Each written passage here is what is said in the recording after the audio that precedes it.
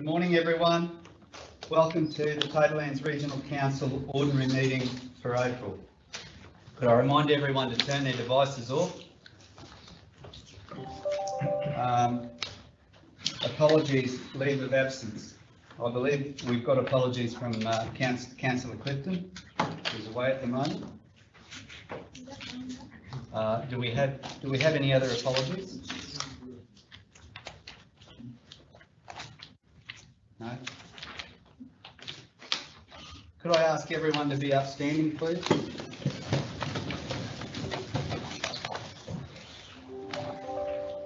I'd like to acknowledge the traditional custodians on the land on which we work and live, and pay respects to elders past, present and emerging. While we're standing, everyone, we'll please observe a minute's silence as a mark of respect for members of our community who have recently passed. We wish their family and friends peace and comfort during this challenging time.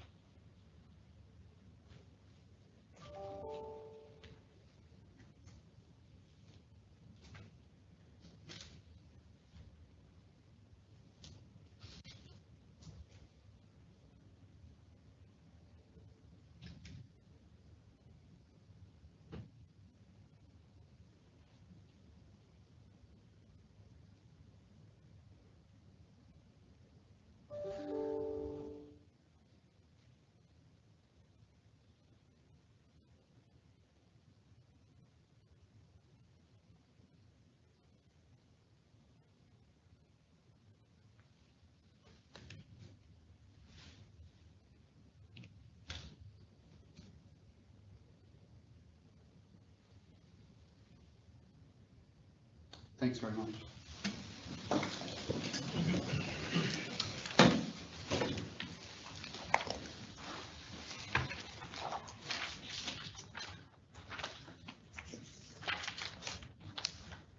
Item number 6, declaration of any material personal interest / conflicts of interest by councillors or senior council officers.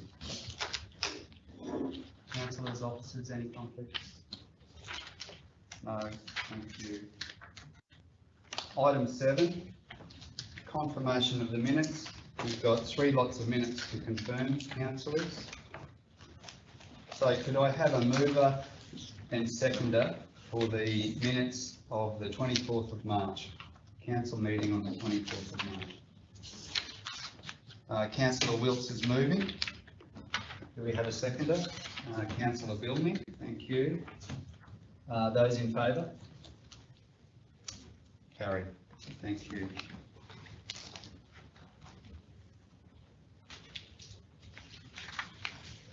Now we'll come back and address the matters arising from those minutes later on. We'll just go to the minutes of Friday the 1st of April, special meeting of the Tablelands Regional Council. Do we have a mover and seconder for the meeting of the 1st of April?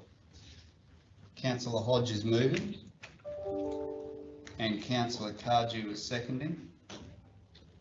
Those in favour? Carried. Thank you. And finally, the minutes of the 13th of April, special meeting of the Tablelands Regional Council on the 13th of April. Can I have a mover and seconder of those minutes? Councillor Cardew is moving. Councillor Wilkes. Those in favour? Carried. Thank you. All right, we'll just go back to the minutes of the March Council meeting of 24 March. Matters arising from the minutes. Did we have any recorded matters, Jackie? No. No. Councillors, are there any matters arising from those minutes that you'd like to raise? No. No? Okay. The meeting of the 1st of April, the special meeting, do we have any matters that we'd like to raise from that meeting? Councillors? No? And finally, the meeting of the 13th of April, special meeting. Do we have any matters we'd like to raise for that meeting? No? Thank you. Okay, that brings us to item 9, deputations. So I call up UNI Town Planning on behalf of Kevin Emerson, item 12.2. You can just, you can both come up, yeah? If you can just come up to the end of the table here, take a seat, Raymond, thank you, and you just introduce yourself, Raymond. Ramon Simons from UNI Town Planning. Kev Emerson, Emerson Bus Company. Thank you. Thank you. Over to you guys. Thank you. So I'll just pass on to Kevin first, just to talk about the history of the business and how they've been operating for 44 years in the region. Good morning, everyone. Thank you for the opportunity to attend here. Firstly, I'd just like to read you just a small history of our business that the family has sat down and put together. We write to you with regards to the impact to our business and personal welfare due to Council's actions in pursuing one couple's complaint to us parking our vehicles on our own land. This change to our property came about due to the sale of property at 6 Quilter Crescent in Tolga Industrial Estate, where we were parking our buses. This was due to Taylor's tree lopping being required by Council to vacate their premises in Rangeview. This gave us 1 month during peak COVID to find an affordable solution for the parking of our buses. As there was no available land at the time, the decision to bring all vehicles back to the mainland depot was made, even though this impacts us due to the Queensland Government contract payment only applying from Tolga. What that means is the buses that work over in Atherton and Tolga, we're only paid to Atherton and Tolga, so the cost of bringing those vehicles back to our yards is on our back. With the above understanding, we would like to advise that our operation is not expanding, and we most definitely haven't received any additional income from this move. As I said, it's cost us money. Only increased expenses on top of the reduction to our income by loss of tour capabilities and charters because of government lockdowns due to COVID. Normally we run 2 tours a year.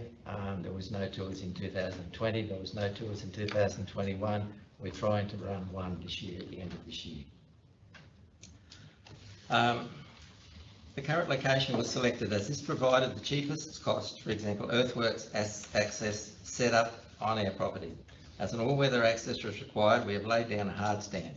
However, we have considered our neighbours and placed a material that suppresses dust.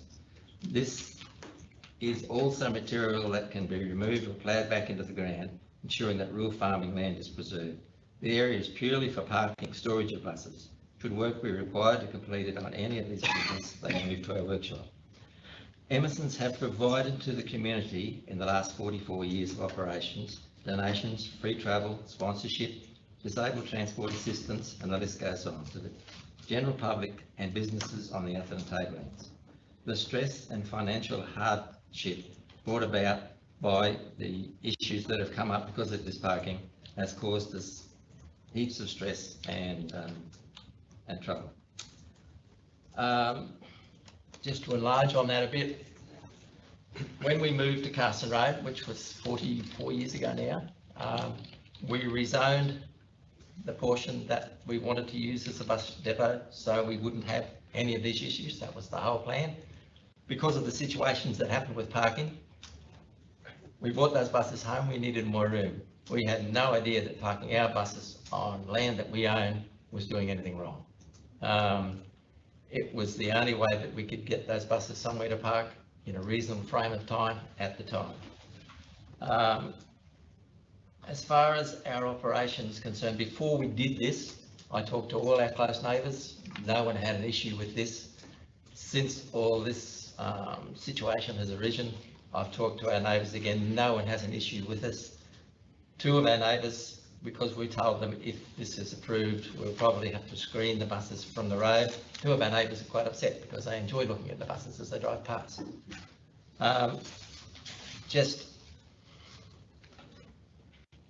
We've been in this business a long time. We try to do everything right. I mean, we just go about our business quietly. We don't annoy people. We don't fall out with people. this has really caused us a huge issue, this situation. As far as extra vehicles, there's been comments made about 18 vehicles on the road every day and things like that. We own 14 buses, 10 of those buses used every day. Now 10 go out in the morning, 10 come back in the afternoon. Through the day we do have 4 that come back to the depot and go again in the afternoon. Most of the majority of buses go to drivers' homes or are parked in Atherton through the day. We employ 11 locals on a full part-time basis, plus casuals as we need them. I mean, these are all Tableland residents who pay rates, who buy fuel, who buy groceries, who live in the Tablelands. We feel that, you know, we like to support the local area.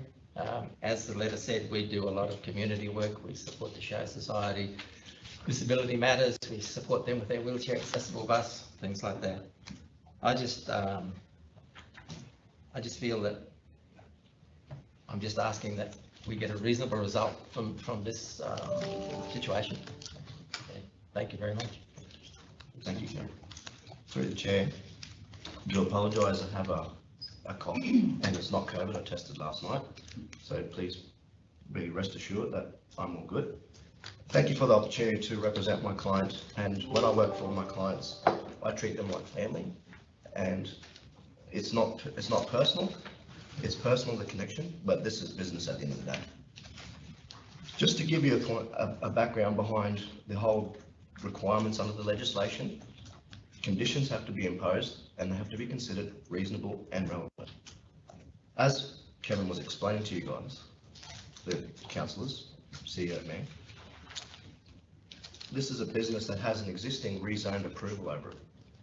The alignment of the boundary back when he did get because the approvals show a straight line. At the time, Kevin didn't know that if he realigned the boundary around some old sheds that were there, that would implicate him moving forward, that land that was available under that approval for the rezoning was being forfeited. If that line was there where it was originally in the 1986 approval, 20% would be outside of what that proposal we got in front of you. Only 20% of that would be outside of the boundary. We've come to the point where Evan and his family realised through a complaint that what they were doing was outside of the boundaries of that existing approval. So therefore we've had to go through the process of lodging the application. So just a bit of background about the existing approval. That rezoning approval rezoned the whole property. So Kevin could do all this on his whole property, existing, but he doesn't want to because it falls down. The topography of the land doesn't really allow for that. So this is the logical spot for it to go. The main concern that we have is regarding 2 conditions. The main one, principally, that we cannot really accept as being neither reasonable nor relevant, is the road upgrades. Council is asking, not you guys, but your operational staff are asking for road upgrades, and this is the last conditions I saw, from the highway through the property. We're talking up to 900 metres, 8 to 900 metres. Approvals required for upgrades to the main road, approvals required for council, there's $25,000 to $30,000, let alone the work that needs to be done. The reason we're coming here is because we've got 20% that was outside the existing approval rezone for a bit of hard standard parks and buses. There's no built form, it's just parking. That is not a reasonable nor relevant condition. Kevin has paid for the last 36 years, 44 years. I worked it based on 36 years, but for 44 years, he's been paying, on average, $3,500 a year for rates. Those rates go towards roads, bin collection, and fire levies. If you work out $3,500 by 44 years, it's about 150 grand. If there's a problem with the road should be upgraded by the council, not by a developer or a business that's been there for 36 years through approvals. So we've spent money, our clients spent money. If you've got a problem with the road, you're more than welcome to fix it, but it shouldn't be the cost should not be borne by the person who's existing conforming use. A little bit of hard stance required. The other issue that we have is regarding the landscaping, and if it's about amenity and protecting amenity, landscaping in front of the building from the existing driveway to the boundary of the new proposed boundary. We have no issues with that. But we do have an issue with landscaping and fencing in front of the existing home, because all that's going to do is affect the amenity of his family, and that they can't capture the views on the other side of the valley, and wind, all those sorts of things. Breezeways, maintaining breezeways. And that's already landscaped beautifully. And so there should be no reason why we need to upgrade. We're happy to upgrade the stuff in front of the existing sheds, just because it just makes it easier to comply with the council requirements. But anything in front of the home, we believe is not acceptable. So in terms of the amenity of the area, and that's a consideration on the plan scheme, we believe that landscaping and fencing is a suitable, reasonable and relevant condition to apply to screen that. Then that will resolve all issues regarding any neighbours that have any concerns on the other side of the valley. And that's a simple control that can be implemented and maintained thereafter for as long as the business operates. The other reason too, I just want to explain to you guys, this all came about because of amenity of a resident on the other side of the valley. If this was a sugarcane farm, sugarcane harvesting season is 24 hours a day for a period of time while they're harvesting. There could be trucks 24 hours a day and tractors working on that area. That impact is real and could be achieved there without any approvals. So when you look at all this, you know, like overall this project here is only applying for a little bit of hardstand and protecting the future use of that site, which is existing conforming under the rezoning approval. We're just asking for a little bit more, 20% of hardstand, so that buses can park there. If there's any other questions, I don't believe there's anything else you want to add there, Kevin? Just one point with the road. I mean, we've been using that road for 40 odd years. If anybody wants to drive down that road and look at it, the shoulders are grass, there's no erosion, no damage to the shoulders, anything like that. I mean, we drive up and down there slowly, we drive in and out, our driveway is wide enough, we don't need to leave the bitumen to drive in and out. There's no change to that road, it hasn't been changed from when we shooted it. So it serves its purpose. Yeah, that's really all I've got to say. And if we're required, if Kevin's required to do the road upgrades, the business will shut down. We just can't. We just can't. Or they just won't use that area, and it's just, it needs that area. You could put it behind his house, but the topography and his own amenity, he doesn't want to have him where his kids play on the trampoline. He could do all of this and shift it onto his property, and we wouldn't be having this discussion. But this is a logical position for it, and we just need a logical approval, something that is reasonable and relevant. And the condition as we see it is not reasonable or relevant and should be removed. So Raymond, I've got a question with regard to the landscaping. Yeah. You referred to the landscaping close to the house being unnecessary.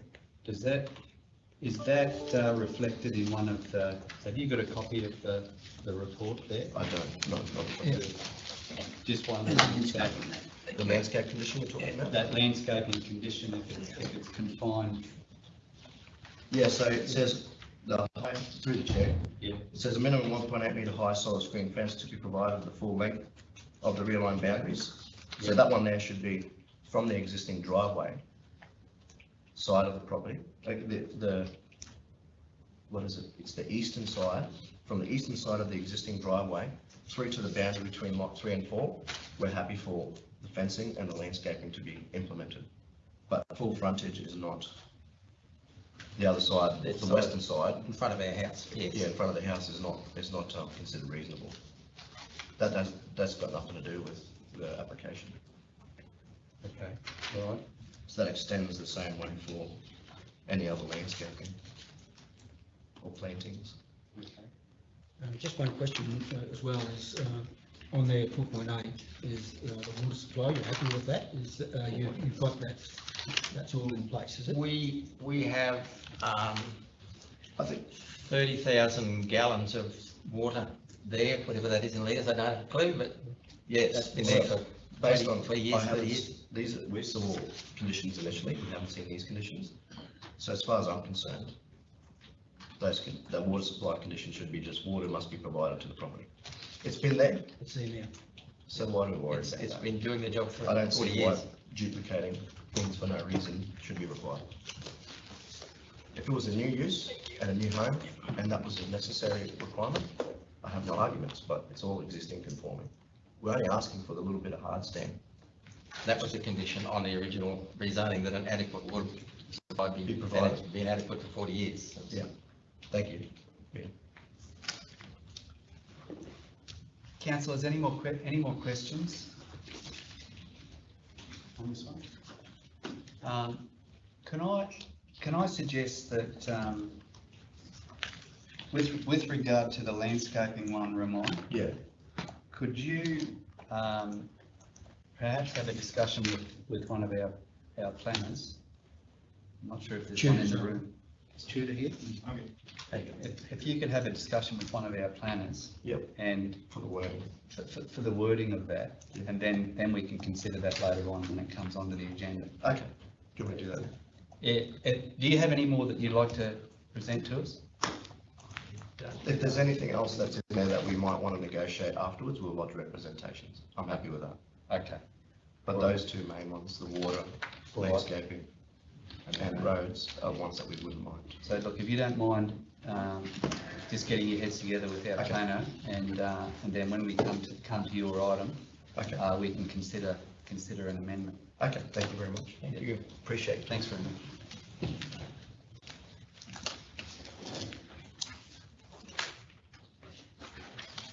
Okay, could I call up Mr. Jeff Strazzeri in relation to item 12.5? You can just introduce yourself, Jeff, and yeah, and then So, over to you. my name's Jeff Strazzeri, representing Baronessa Farming. So my family, we run a cattle operation. You're welcome to sit down. So, look, first off, I'd like to thank you all for your time, all the councillors and the CEO. Look, today I have to present my case in regarding to a water issue that we're having on our property. So, they can, I'm not sure if you've got any of those documents in front of you. So it's all outlined there. You'll see a water tap meter. There's a picture of a water meter. So our cattle property is connected to town water as a backup situation. It runs through us. It's all gravity fed. It's all untreated. I must say it's untreated water. So this council line, and we have access to that water. We only use it for our cattle supply, and it's connected to all our water troughs. And it's only as a backup if my pumping system fails.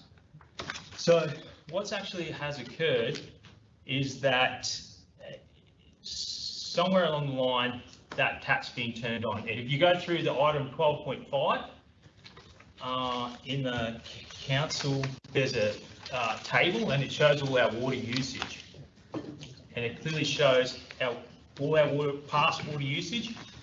And for the last 20 years, look, we hardly use that at all. It's never really turned on, only in a situation where if the pump breaks down, and as you can see from that chart, the consumption is, last read was 0, 68, 15.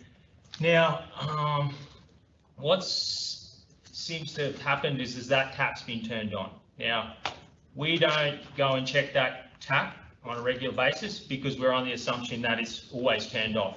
I had no water issues during that time on our property, so I'm under the assumption that it's turned off. I was notified by council that I've had this high water bill and it's come in at that 5,000 kilolitres there, as you can see. So I've sort of tried to investigate and try and work out what's possible cause of that was, and council has come out and they've conducted a report and they've looked into the situation.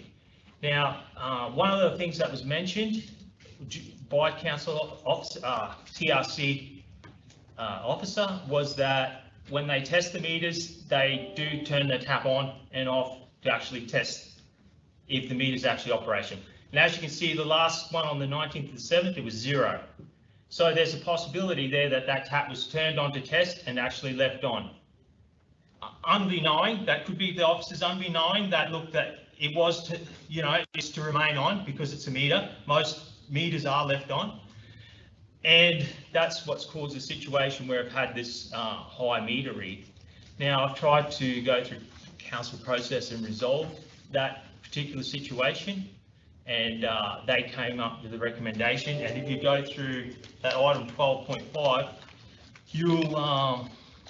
you'll see a sentence down the bottom of page 350. It's stating there that a meter size 20 mil and depending on the available pressure can pass a flow rate order of 4.4 litres and give a reading of that 5,400 within 5-month period. So that when you look at that statement outlined by the officer there on that those last sentence there, it's sort of indicating that, look, there is a possible chance that this officer has left this tap on in that situation. Now, I've asked that if they could go back, and this is why I put forward towards the council, is that they could go back and review this policy, and as well, you know, possibly there could be an averaging or consider it going on my past reading and the water usage. And one thing that is noted there is that this is untreated water that's gravity fed at no cost to the council, whether, you know, it's not like the case where I'm implementing saying, well, if I'm to pay this $5,000 fee, you know, I want this water drinkable, I want this water treated. Why don't I have those same services? I don't need that. This is just purely for my cattle. So, yeah, I've put this case towards council. If you can review that letter there, I've outlined a lot of the situations that have occurred during this process, and you know, as well, the other thing too, if it had been a quarterly billing situation, it would have been half of that again, wouldn't it? If I was to pay the bill, it would be half again. It was quarterly. I don't want to go down that road.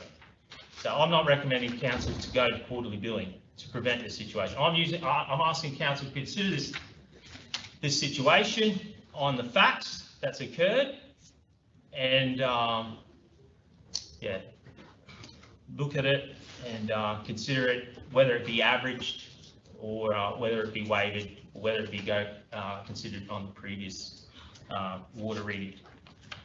Yeah, water meter reads. But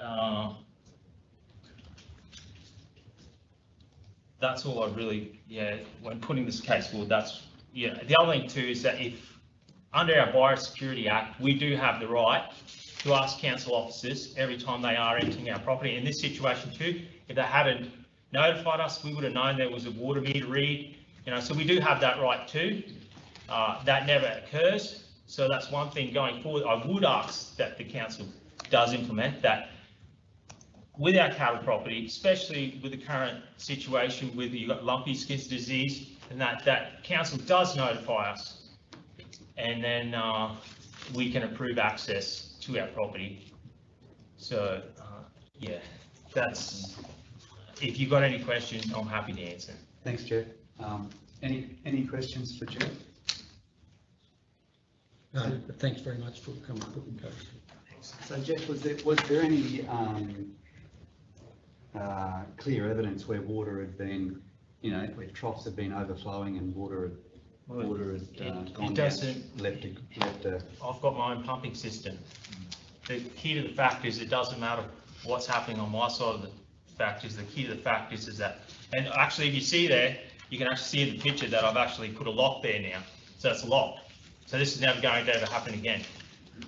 And there was never ever really anything guard or anything to prevent cattle from hitting that meter or doing anything. So this is all out in the open. So, you know, I'd like to add that as well. So, you know, the council have never really bothered maintaining that tap. I'm not saying that a cow could possibly, it's not, you know, it could be possible a cow has hit that tap. You see the blue tap, that's what turns it on and off. It turns on that blue tap? Yeah, so that blue tap turns on and off. I've got, there's a green tap there with a lock on it now. I see. So that this is never ever going to happen again. I don't have to waste.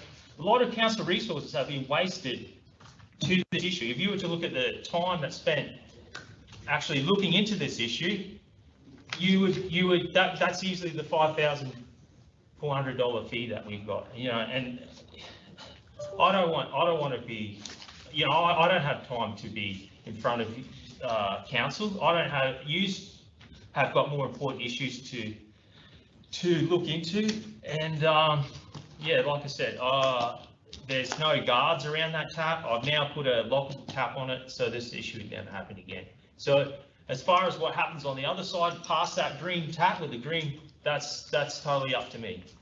My issue of this situation is that there's no guard. There's possibly a situation occurred where that, on testing of that meter, because of the 0 meter read, that blue tap is left on. Councillors? Thanks very much, Jeff. Thank you.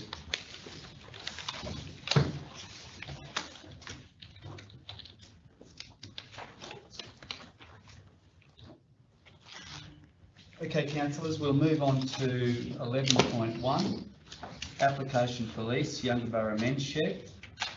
On this one, councillors, can I have a mover to open the report for discussion?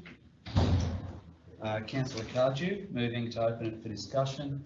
Second to Councillor Wills. Those in favour? Okay, carried. Thank you. Councillor Cardew. Thanks, Mayor.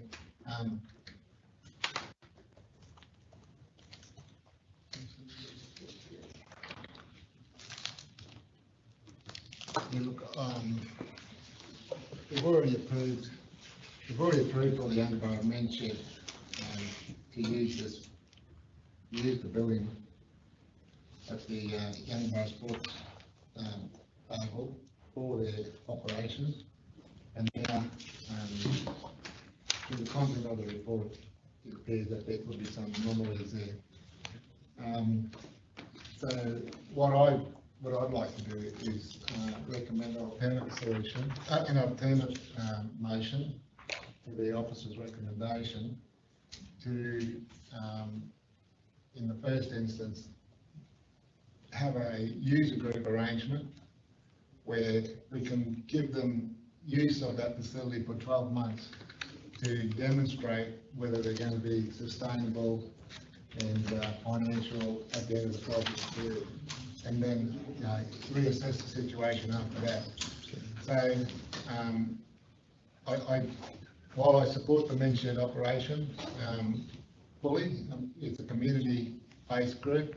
I don't believe it's an industrial type use. I believe it's a recreational type use. There are lots of occasions. We've looked at lots of different things over time with regards to mental health, men's mental health, men's well-being, and this is just a really good thing for the men in the Youngborough community to be able to have a facility where they can go to a men's shed and enjoy the company of others, of other men with similar issues, or just wanting to get a cup of tea and build a pot plant holder or something of that nature. So to me, it's definitely not industrial use. I believe it's consistent with the recreational use that the land is zoned. So I'll be putting up an amended resolution to allow for a user agreement for a 12-month period to see whether they can be sustainable or not. Yeah, so Councillor Cardew is putting up an alternative motion, which I believe is that one that's up there on the board. That's it, Kev? Yes. Councillor Hayden? Okay, council for months have been identifying and investigating community facilities that were approaching end of life, underutilised or surplus to community needs. I acknowledge the men's shed needs somewhere, but an alternative location can be sought, but not in the current place. Use it or lose it appears to be what has occurred, and this building is in poor state and still on council's book as a depreciation. I believe the men's shed could investigate an alternative place to do their proposed for their things that they do at the men's shed. And I'm happy with 12 months, but I don't know that I'd be happy for it to continue there. Thanks, councillor Hayes. We'll go councillor Wilkes, then councillor Hodge, and then councillor Billy. Let's go. Yeah, this is an interesting bone of contention. I'm fully supportive of the men's shed, trying to find an alternate location. We ourselves have tried to explore that. I circulated the document that is the Cairns policy on men's sheds to my colleagues, and part of that strategy that they have, I note that the location of some of the men's sheds in Cairns are in their shire. The Cairns men's shed is a shared facility with Scouts. The Binda men's shed is part of the showground site. Marlin Coast men's shed is at Trinity Beach. It's part Centenary Park. So they themselves have, even though they've abided by the strategy, they are using grounds that could be easily interpreted as public holdings or recreation reserves. Part of that policy, and it's a discussion for another day, but part of that policy goes into reiterate what Councillor Cardew has already indicated, and that is the value of these type of organisations to the users, and that type of a belief cannot be underestimated. I firmly support Councillor Cardew's amended motion that we provide an area for them. Totally acknowledge also what Councillor Hayden has said, that we identified this facility as one that we should dispose of because it's an ageing asset. We also, though, have to provide a service to the community, and I think this is a great opportunity to show that we are giving the community of Yungaburra and the user of this facility the opportunity to prove to us and to the community that they can make a go of it, and that gives 12 months for them to try and establish an alternate location for the ongoing success of it. Thanks, councillor Wilkes. Councillor Hodge, please. Yeah, thank you, Mayor. Yeah, I support Councillor Cardew's resolution.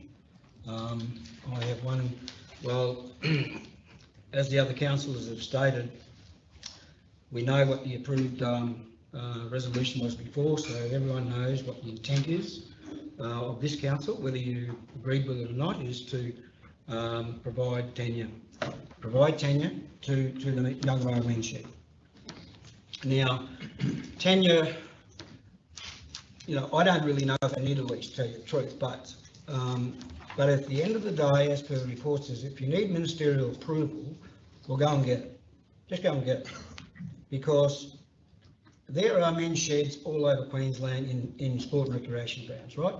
We're talking about Cairns City, they have a policy, but the one at Trinity Beach is on sport and rec, and the one at Babinda is on sport and rec. There's hundreds of them around. Now, we could, I'm not sure whether we have to go to illegal people, but even if we gave them a sublease, I'm not quite sure then under the Lands Act that we would need ministerial approval. I'm not quite sure, but that, nevertheless, if we need it, just go and get it. Now, I have one other problem with the report, and that is in the planning, where it's likely it says it would be impact accessible. Well, I totally disagree with that. It is not impact accessible. It is low impact. It is community use. Now, if you want to take the view that it is impact accessible and needs impact accessible application, well, the next thing you'll see, our officers going up to Councillor Hayden's land up in Ravenshoe and telling them that use is inconsistent with our planning scheme. Then we'd have to go to Malanda to Councillor Bilney's and the same result. And also the Athen men's shed, where it's between on the boundaries of our Councillor Wilson's and mine, that'd be inconsistent. So I don't agree with it. It's community use as far as I'm concerned, and I don't agree with that. But anyway, having said that, I'm fully supportive of the 12 months. Councillor Bilney. Yeah, through the chair. Whilst it can be assumed what the potential usage by a men's shed may be, I think it's pertinent that we clearly understand its primary usage. we're not talking large-scale industrial type machinery or activities. The proposed purpose is only a small impost on the overall footprint of this reserve. I also understand, as mentioned by my colleagues, that there are other examples in Queensland where men's shed operates successfully in this type of zoning that may conflict. However, if we do need ministerial approval to progress, we should be looking at that. I agree with Councillor Cardew's recommendation to give them 12 months. I just don't know whether 12 months is sufficient to clearly demonstrate their financial ability. They are a startup. I've got full belief that they will be successful, but that may take 2 to 3 years. I do view this potentially as an interim step to move to another location where they can, successfully do what they want to do. That will take the need for grants and finding a space to do that. So that may be a 2 or 3 year project for them. So 1 year we could be sitting here again asking for an extension. So I'm mindful of that. They're currently operating under a booking system, so for every half day it's around about $31 approximately for their use. If they're using it 3 or 4 times a day, we're talking $100 and $120 for a community organisation. Clearly not feasible from a financial point of view. I would suggest that we look at some sort of concession if we carry on under a booking system in the interim of perhaps something like $10 per half day of use. We need to negotiate that. The other thing that I'm a little bit concerned about is presently the men's shed, under its current tenure arrangements, they're loath to undertake any typical type men's sheds activities that might be the use of a drill, a hammer, or anything like that, because they don't have clear direction of what they can and can't do. So I would like to see that they do have the ability to undertake the minor type activities that they're proposing, the possum boxes, etc., under that outside covered area, and then also being able to have the ability to store their handheld type tools, if they're not taking them home, in a container, which should be located somewhere nearby where it doesn't intrude onto council's garden activities or community's use of the greater facilities. Surely we can come to an arrangement, and with a container it's something that can be picked up and moved if need be. So I think these are things that we need to be able to establish for the men's shed, so it's clear in their mind what they can and can't do and what where they can store stuff. Thanks, Councillor Hillney. Councillor Cardew, would you like to move your role? Our governance team has just made a couple of minor corrections. It in no way changes the thrust. Mr. Mayor, just tidied up with the reference to the zone and just a slight reword of item 4, but it maintains the absolute thrust of what's said. Yeah. And could I also say that that's no one's disputing the value of the men's shed. The application was for release, and we did take advice, and that advice is that in this instance we should seek ministerial approval, and that can take some time. We have, however, sought preliminary advice from Lands once after council's resolution, but we don't have that to hand. So as a 12-month interim, to give everyone time to come up with an arrangement that works long term. I think I would also just suggest that the key word here is shed, and the activities that are proposed and that I've seen in most operating men's sheds are potentially inconsistent with this reserve, and we need to apply our minds to what we do for Yungaburra longer term, so that it ends up in the right place and we're able to pursue the full range of activities frequently associated with men's sheds. My most recent experience, they've got large lathes and that, but they're in a shed. It looks like a shed, and it's located where you'd expect to find a shed undertaking those types of activities. And with that said, we realise that this has been an underutilised asset. That's not in dispute either. And that to have some regular use is that benefits the mental health of the community. Also, is not in dispute the reported versus the issue of the lease, and the complexity around that from a legal standpoint, rather than from the usage standpoint, which is what we're required to advise you about. Councillor Carter? Yeah, before I move that, I just want to elaborate on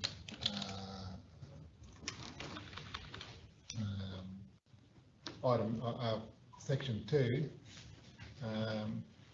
No, sorry, section 3 up there, where it says provide a rental payment with concessions consistent with community organisations who hold tenure or similar type uses. What I was getting at there is that to put the Youngburgh Men's Shed on a equal playing field with other community organisations of similar use on similar tenure, so that they pay a concessional rent similar with what other community uses, because it will give them the standing to be able to work their finances through the year to see whether they're successful or not. So if they're paying rent in a similar fashion that everybody else is in the same situation, it gives them a guide of what their payment, what sort of finances they got to raise for their payment of a rental agreement or a lease agreement, no matter what it is, in the future. So I don't want to be giving them a $1 peppercorn lease where it puts them into a false sense of security financially at the end of 12 months, and then all of a sudden, if we allow them to continue, then they've got to find X amount of dollars to pay whatever the rental payment is. So that's the reason that's in there, to put them on an equal playing field with everybody else, and to make them aware that this is the sort of payment that they'll need to find every year if they want to go into a full-time lease. So that's why that's in there.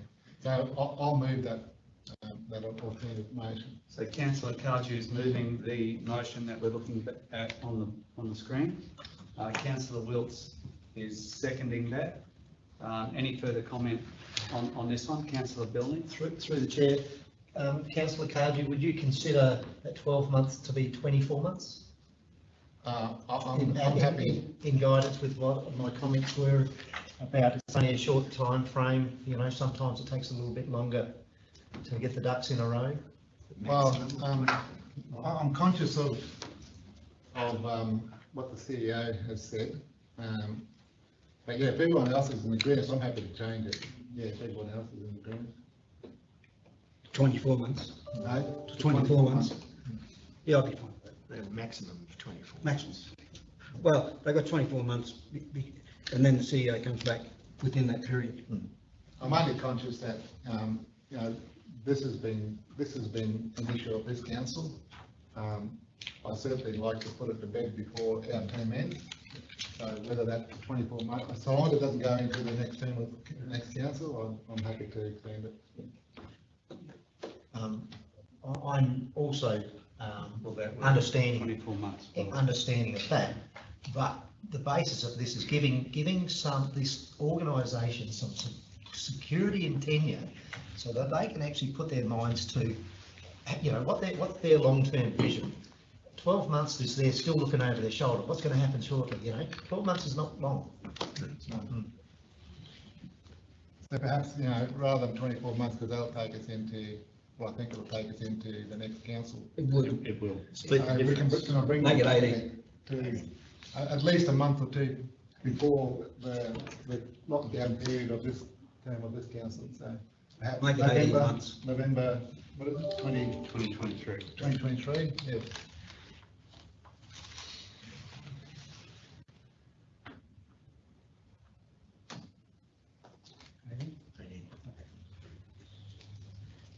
And would you want to make any other changes, Gary?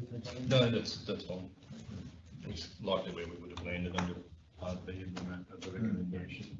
So the only thing that we haven't, what would that rent, item 3, what the rental payment, what would that look like? Do we need to clearly articulate what that's going to be? Well, it'll Or be is that that- still to be negotiated under? Well, I would think it'll still be We would work out and negotiation. negotiate. I don't have those figures at No. hand.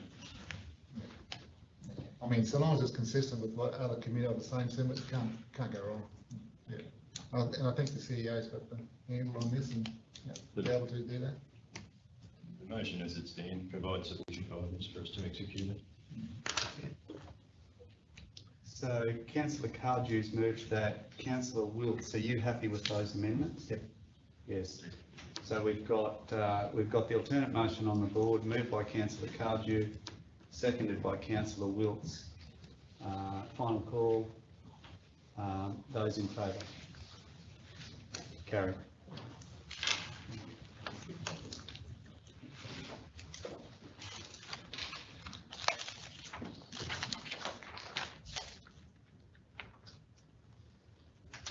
Item 12.1. Far North Hotels. I won't read all the numbers. Main Street, Kennedy Highway, Tolga, MCU and ROL. Do I have a mover of the officer's recommendation? Councillor Hodge is moving the officer's recommendation. Councillor Cardew seconding. Councillor Hodge. Yes, just one thing I'd like to finalise. Well, first of all, I'd just like to, as I'm moving the officer's recommendation, I'll just read that what the recommendation is, that council determines that the application does not conflict with a relevant instrument and the development permit be issued for a material change of use for food and drink outlet, additions and reconfiguration of the lot. One lot into two lots and or reconfiguration by lease exceeding 10 years. On land described as Lot 1, Article 702, and Lot 113, municipally 113932, located at 69 Main Street and Kennedy Highway, Tolga, subject to the following plans and conditions. There's only probably one condition that I think's a bit over the top, and I don't know if everyone's gone and looked at the hotel at the moment with the additions to it, which have happened already. But the bottle shop is recessed 2.1 metres back from the front of the building. And what we're trying to say in regards to, if you go to 3.6, condition 3.6, the building appearance, down the bottom of the sheet, it says, the submitted plans must comprise a pedestrian awning on the Main Street facade of the bottle shop extension that matches the height and horizontal projection of the pedestrian awning proposed for the Main Street Hotel. I just think that's just completely over the top. It doesn't line up with anything.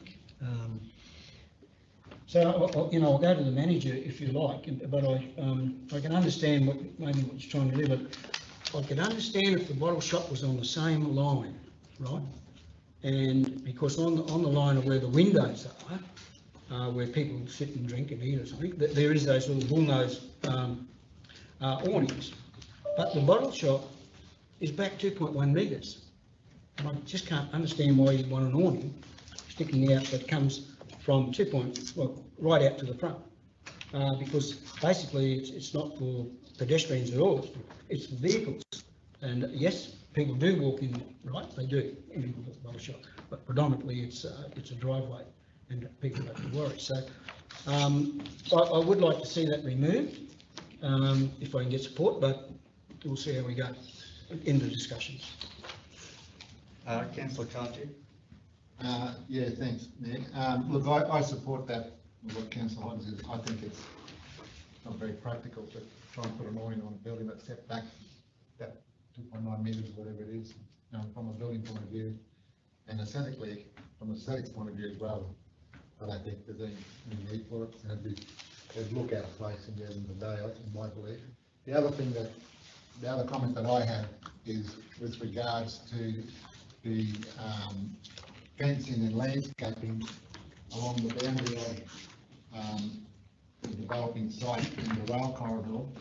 If you look on page 79 of the report, it shows that their boundary fence does not follow their boundary line.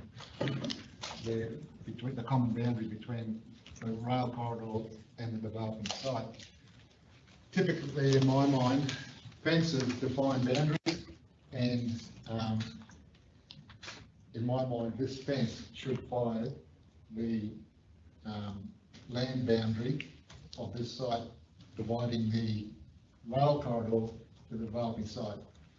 And then the landscaping should be on the developing site side of the fencing. That way, it will ensure that the developer or the landowner maintains that landscaping strip adequately. So the way the fence is shown on that aerial view shows a dog leg in the fence going back into the developing site, and there's land and landscaping outside the fenced area, which could give sight to anyone using the rail corridor thinking that this land is part of the rail corridor. If it ever becomes overgrown or shady because the landscaping needs maintaining, then there would be some expectation of people using that rail corridor or people viewing it that is council's responsibility, where it won't, where it's not. So, in order to take all those doubts away and try to put out a fire before it starts, I'm suggesting that the condition be changed with regards to fencing and landscaping, that the dividing fence between the developing property and the rail trail, the fence be put on the boundary for the entire length of the boundary, and that the landscaping be on the developing site behind the boundary fence. So with that and the change that Councillor Hodge wants to see, I'm not sure whether we can just amend that without an alternate motion or not, but if we can't, if we've got to go through this exercise, then I won't be supporting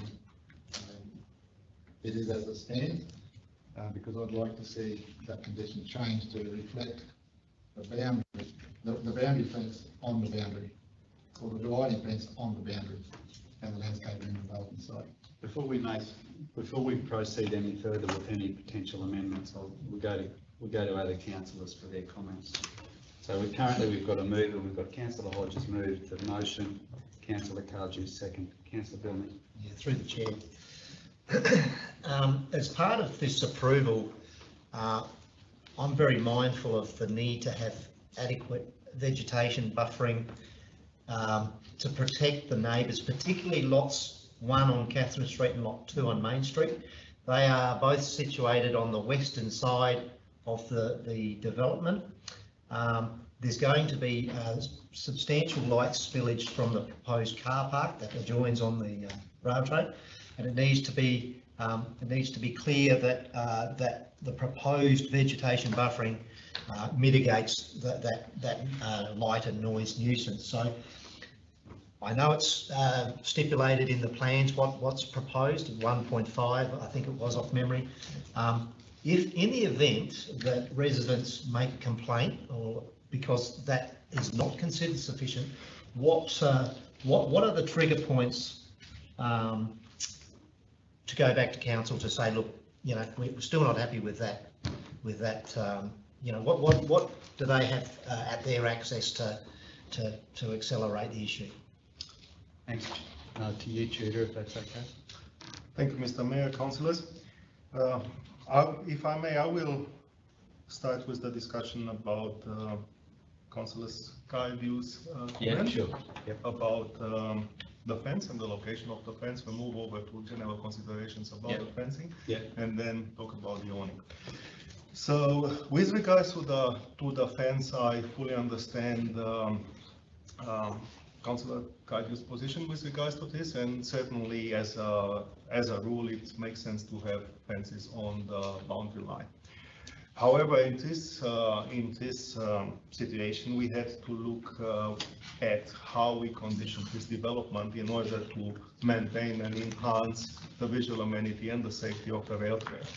So, from that perspective, placing a solid fence, solid not as in transparency but as in structure, within the very close proximity of the rail trail, which is used by cyclists, kids on bikes and the likes, as opposed to having a landscaping strip along the side of the rail trail certainly provides, creates a risk, because simply if a kid goes off the track, one thing is to hit a fence, the other thing is to hit a shrub. So that is the safety consideration that we have in there.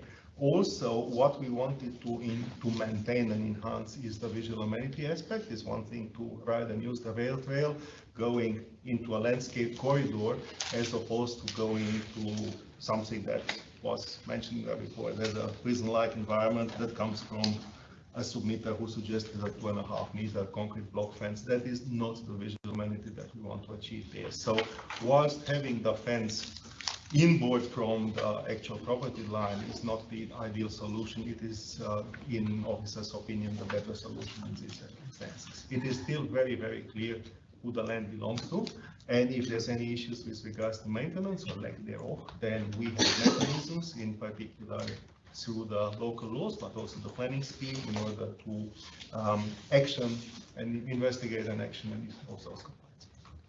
Thanks, Judy.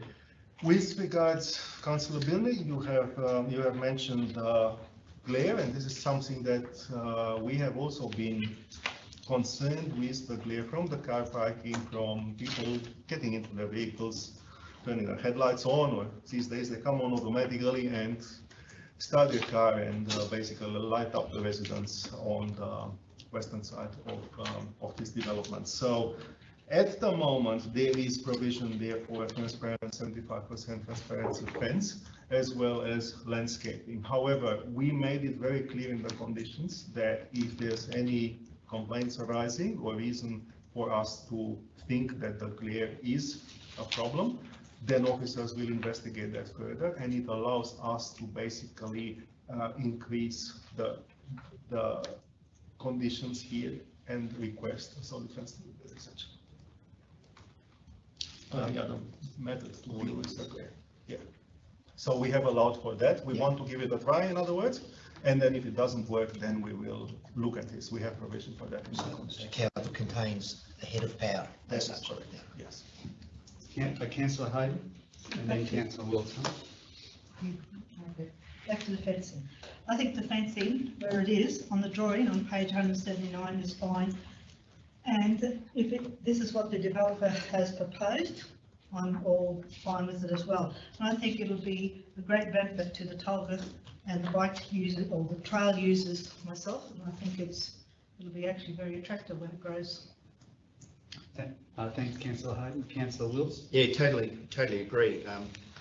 As we know, the users of the rail trail have claimed ownership of it, and they're very proud of their little patch. I think, should there be any complaints about the foliage and the condition of it, if they have a complaint, I'm sure that we'll hear about it, and rightly so. I'm all for the vegetation being on the western side of the fence line, and it aesthetically it will offer, I believe, to the users of the rail trail some form of compensation for what they have determined to be an inconvenience, or the removal of some of the land that they have been using for such a long period of time. So I'm supportive of where it is, and I'm sure with the measures that are in place already to capture the light overflow and the lack of maintenance on those trees, that the council mechanism will provide an answer for that. Thanks. Yeah, in regards to that fence, like Councillor Kaji was saying, it's got that dog leg in it. I know we have the applicant's planners here. Could they explain why the dog leg is there, and is there a problem having the dog leg there and making it straight? Because what it seems to be is it's actually tying in with the car park on the plan. That's what it seems to be. So would you mind if I ask, if we can ask the... Well, look, I prefer we didn't. We've got an application in front of us. It's well explained. I'm happy for Tudor to talk to it. Yeah. Well, that means if we may come to a compromise, if everyone's agreeable to have that fence straight, right, which delineates the boundary. And then we have to make sure that foliage, if everyone seems to be wanting the foliage to be on the outside of the fence, that pole, is it on their property? The vegetation is on the developer's property. On the property. Well, that's what I want to make sure. So councillor, as I understand it, 100%. you are suggesting that that fence be placed straight Yes. in continuation, and then we will have vegetation on both sides essentially, If that's the case. if that's the case, yes. That's right. I believe that the intent of the design, as it has been agreed with the applicant, is basically to be more aesthetically pleasing and break that corridor type of view by having this dogleg into it. It fits with the applicant's planning parking design. And we also have provision for planting of 3 shade trees in there, I believe. Now, whether the fence goes straight or not, I don't know how that will look aesthetically. Councillors, I think we're getting a little bit pedantic with this. I mean, this is a fairly significant development. It's been going underway for a long time. You know, the fact that we're looking at an awning and saying we don't like an awning and we want shrubs on one side and not the other side. And I think I appreciate your how closely you've looked at these, but you know, at the end of the day, the application's in front of us. We have got a mover and a seconder for the officer's recommendation. We had a long discussion about this piece of land at an earlier meeting. That's been dealt with. I think it's time. We got on with it. Well, I want to, as I said, I've moved the motion, but I would like the things changed, that the awning be removed. At the end of the day, we make the decision, and I want the fence line on the boundary. Councillor Wills? Yeah, just adding on from what you said, Mr Mayor, this is a great development for Tolga, and I think that the developers and the owners for putting it in. There's been trials and tribulations along the way. It's going to be great for the community as a whole. I just wanted to get that in there in the public forum. Thank you. Chair? Mr. Mayor, thank you. If I haven't had a chance to answer Councillor Hodges' question with regards to the awning, and I think that is important. You don't have to answer it if you don't want to. Oh, I want to.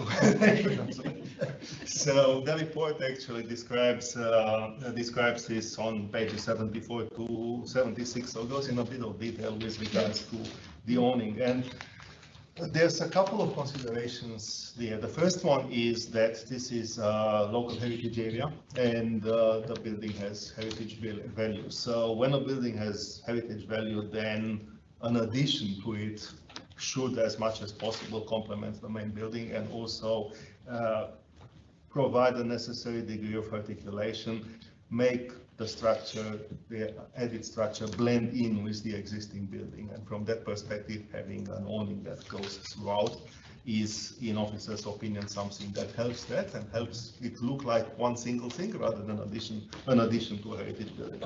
I didn't realise that you were all architects, but never mind. That is officer's recommendation in this case, and we seek professional advice as we require.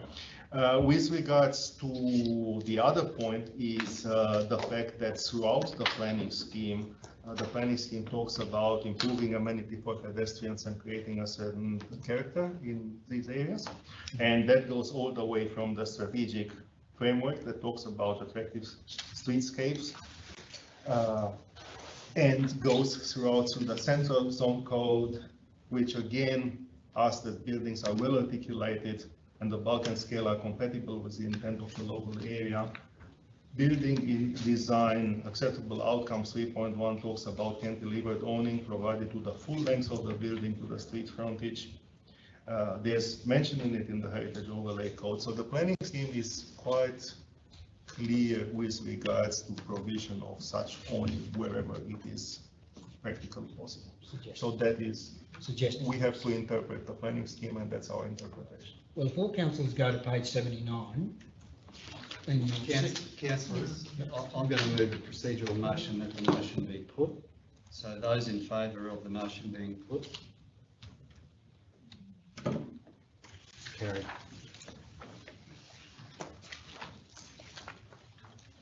Excuse me, point of order there.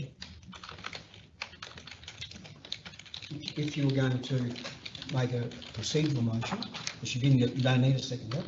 That's right, we voted on it. No, you voted, you moved a procedural motion that the vote be put, Correct. yeah, and So now we're going to vote. now we'll vote on the amendment, on the MCS. We're going to vote on what's been moved and seconded.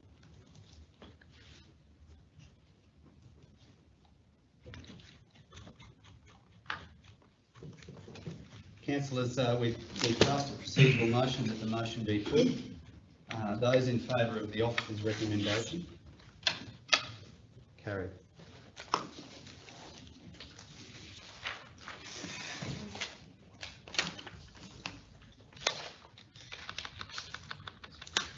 Item 12.2, Emerson Bus Company. MCU, boundary realignment, ROL. Councillors, I'd like to move that this report be open for discussion. Councillor Cardew is moving that this report be open for discussion. Do we have Councillor Bilney seconding? Those in favour? Carried. Very good. Councillor Cardew and Tudor, do you have any notes from the planning consultant about this one, about the landscaping? Thank you, Mr. So Mayor. no, we might come to that, but Okay. I'll go to Councillor Cardew first. Yeah, thanks, Ben. Look, I'd like to thank Chairman Emerson and Ramon for coming in and making a dedication to this. I think it was very important that they did so, and thank you very much for taking the time to do it, to provide clarity, etc. Look, I've prepared an alternate motion for this, which I'm happy to move. And once Jackie gets it up there. But before I do, I'll just talk to the alternative motion I've got there with regards to item 4.7 and 4.8. Happy with the rest of the book, other than the fact that it's been highlighted now with regards to landscaping. I wasn't aware of those things prior to me sending through this. So I'm happy to include that in the alternate motion, any wording that you might come up with. But I believe they've been there, like Ben said, 44 years. The road's been the same 44 years. There is no edge damage to the road, other than a very small section in front of where a new house has been built at the start of Carson Road, and the driveway's been installed. A little bit of wash on one side of the bitumen there, and I think the new driveway has impacted that. I drove that road the other morning, on Tuesday morning, with my trail on my car, which is wider than my vehicle, and I just happened to pass the bus on that road while I was there, and there was no issues getting on or off that road corridor at that time. So I don't have a problem. That's been there a long time. Those buses drive all over our local roads, all over the Shire, on roads in much worse condition to that one in Carson Road. So it's a nice straight road, plenty of vision, like being said by the owner. The grass verges on both sides, easy to get on and off, no problem. So I'd be looking to get rid of 4.7. With regards to the water supply, again, I've been there 44 years, I've got water. I wouldn't be there if I didn't. So I'll be looking to get rid of that as well. It does talk about in the water supply condition here about providing water for firefighting purposes. The site's not in a bushfire prone area, and because it's not, firefighting purposes are then brought back to having firefighting facilities there to protect their commercial buildings. So firefighting requirements for commercial buildings or workshops or whatever is covered under the Building Act. So whoever their building certifier is approving whatever buildings have been out there and put there or extensions or whatever, that's their own, that's in their domain. It's not, council does not have any power to look at firefighting facilities for commercial buildings as the role of a building certifier. So that condition doesn't need to be there in my mind. So I'll be looking at getting rid of 4.8 as well and amending the landscaping on the 4.4, amending the landscaping one with whatever wording's been whatever wording's provided by the manager. Yeah, could we have a look at that wording, Tudor, or hear that wording? Sure. Mr. Mayor, we had a discussion with the applicant, and first of all, thank you for your representation this morning. And we had a discussion, and there's no changes required to the landscaping condition as it stands. Okay, so that's satisfactory? Okay.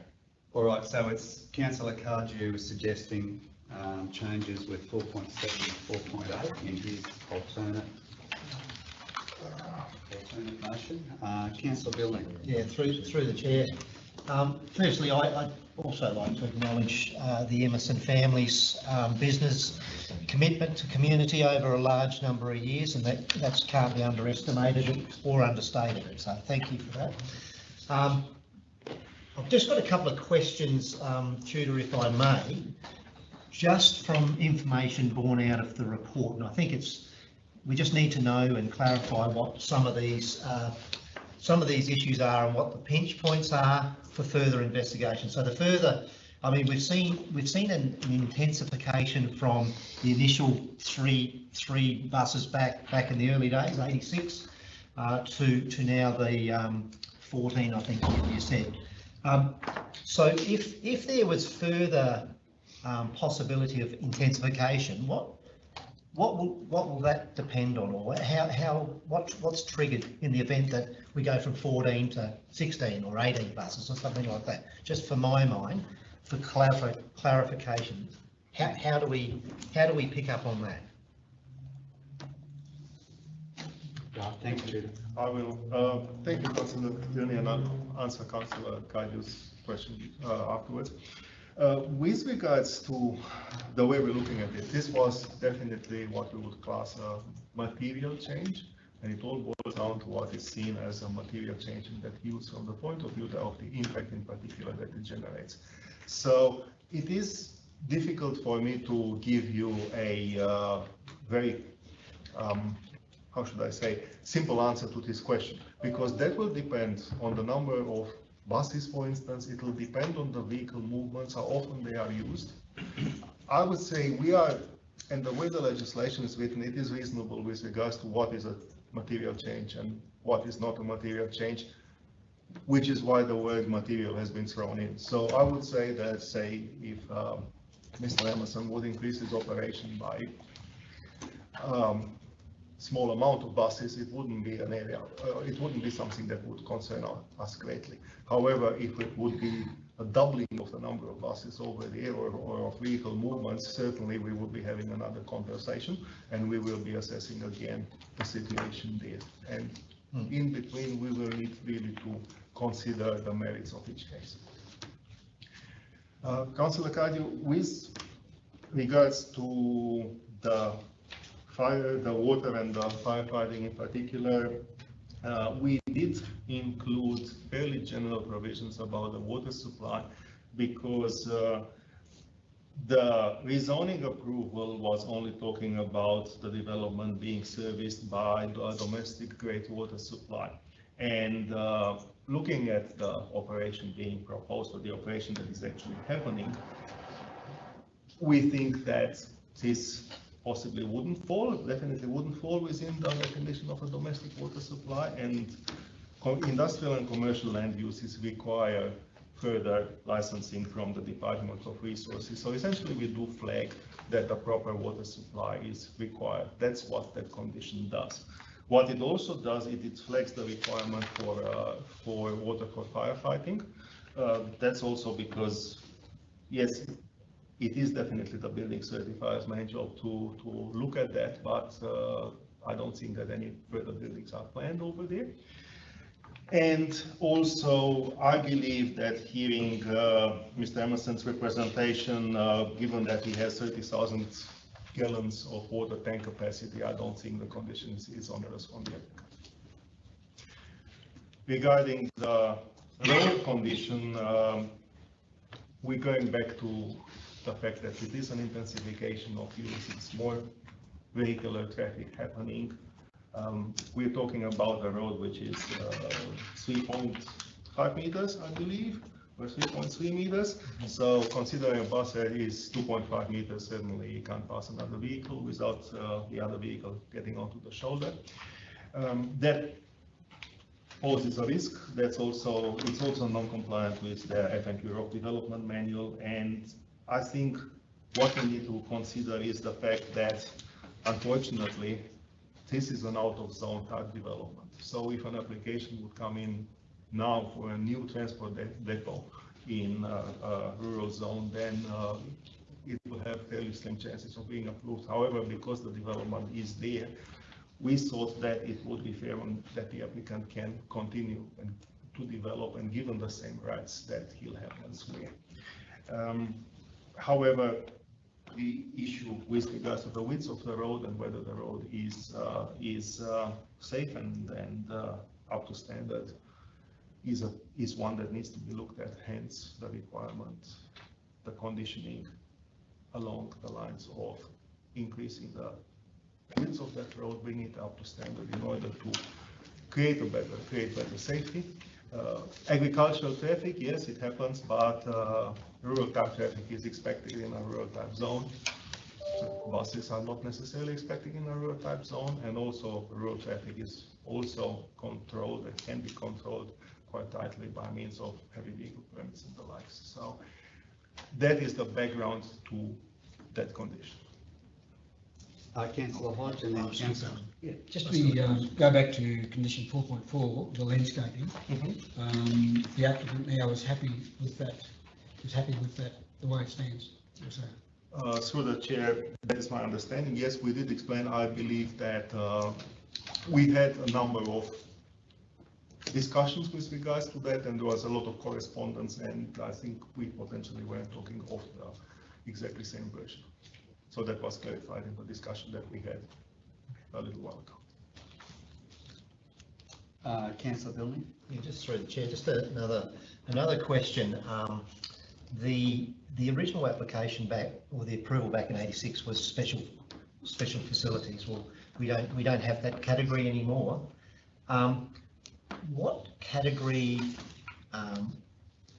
would this type of operations now sit under as a transport depot? Because I understand there's there can be a rural, industrial or service aspect to a transport depot. Does that make sense what I'm trying to ask? Would it be transport depot rural, transport depot industrial, or transport depot service? Because I think there's different underlying criteria attached to what a transport depot may be.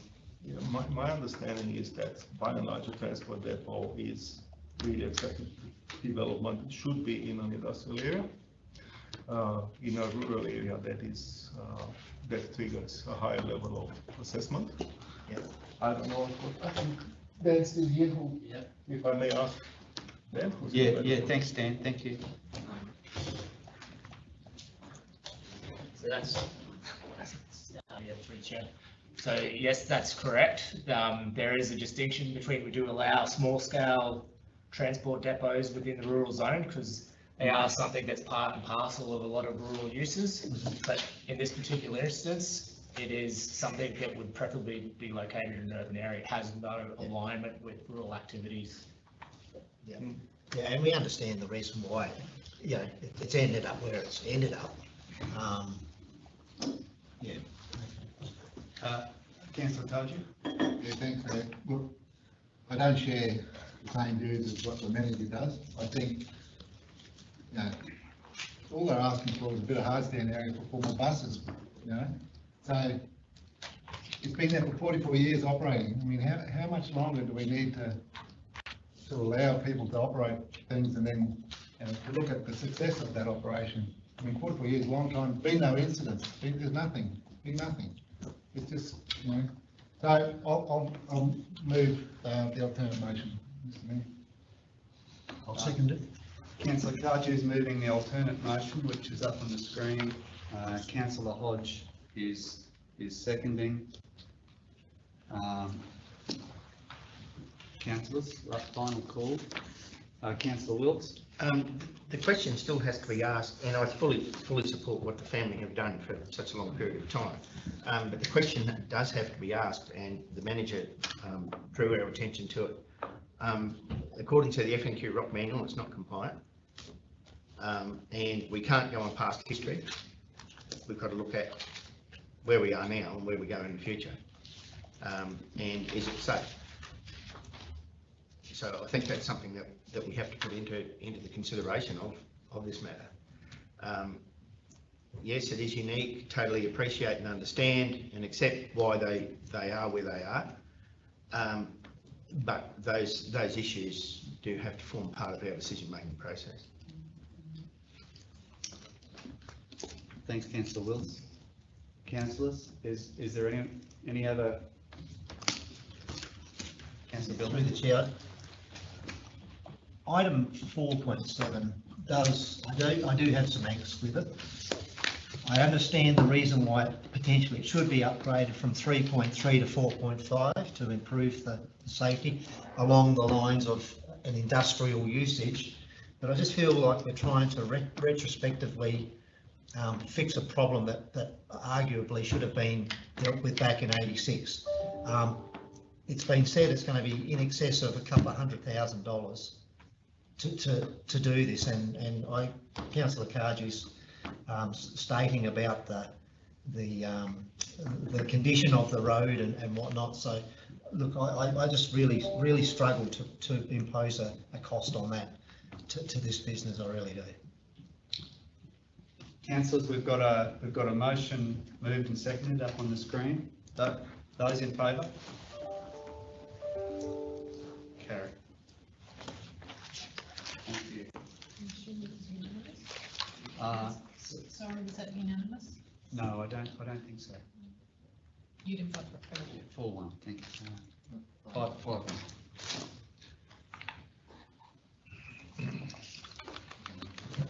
Yeah. Councillors, we'll take a short break for morning tea. No more than 15 minutes.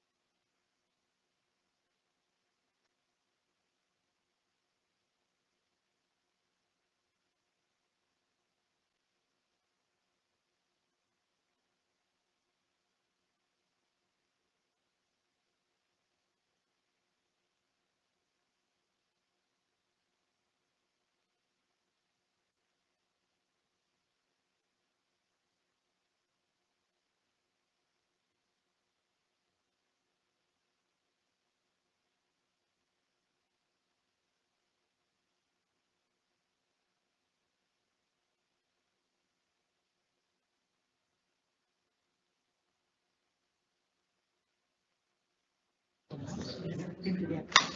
I'll lean against that.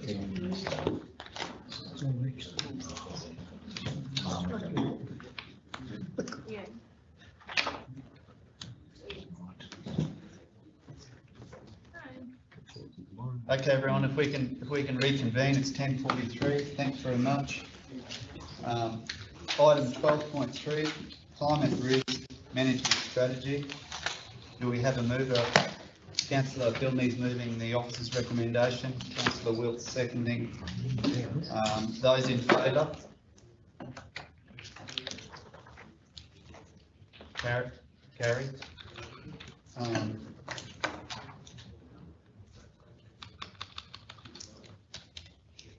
Sorry.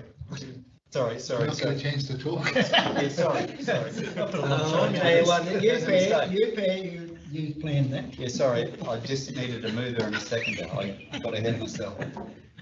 So we got Councillor Bilney moved, Councillor Wilt second, the officer's recommendation. Councillor Bilney. Through the chair. I'd firstly like to define what a strategy is. It's a plan of action designed to achieve a long-term goal or an overall aim. It must precisely diagnose the problem being solved, then set a guiding policy that will address that problem and propose a set of coherent actions which will deliver that policy. A policy is a course of or principle of action adopted or proposed by an organisation or an individual. It is a law, regulation, procedure, administrative action, incentive, or voluntary practice of governments and other institutions.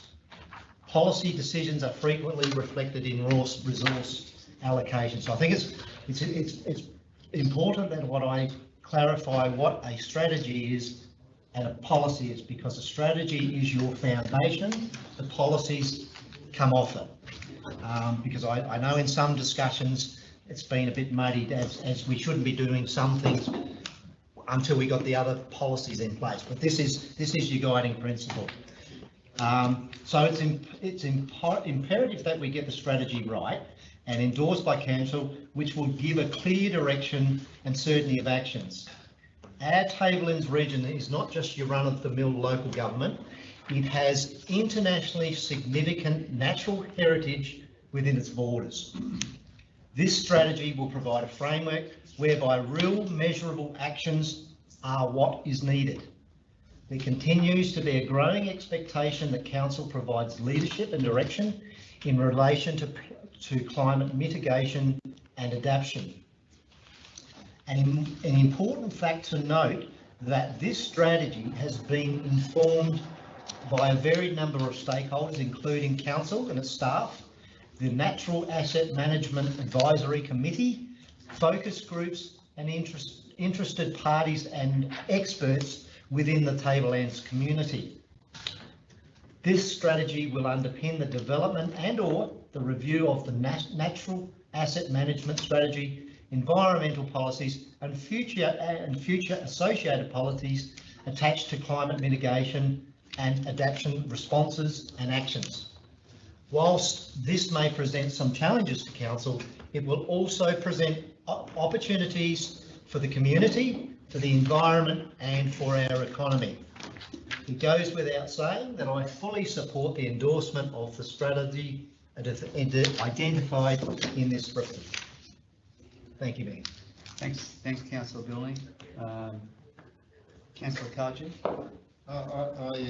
I'm flabbergasted, me. You put that in Nathan. Thanks for the opportunity to speak to this, Mr. Mayor. I thought we were going to miss out there for a bit. Actually, No, there was no intent with that. Just a genuine slip up. Look, I don't support this at all. Unlike my colleague across the room, I think this is a little bit premature. I don't think anybody really understands the impact of climate change, and I certainly don't think it's this council's responsibility to lead the way in climate change, even within our local government area and surrounding local government areas. Our state and federal leaders can't get it right, how are we going to get it right? I know there's things in the strategy that addresses natural disasters and the like, but we already have a natural disaster management plan in place to accommodate those things. If you look at the history of when things happen suddenly, you know, take COVID for example, every step of the way we were guided by the state. So if climate change does become an issue and there are identified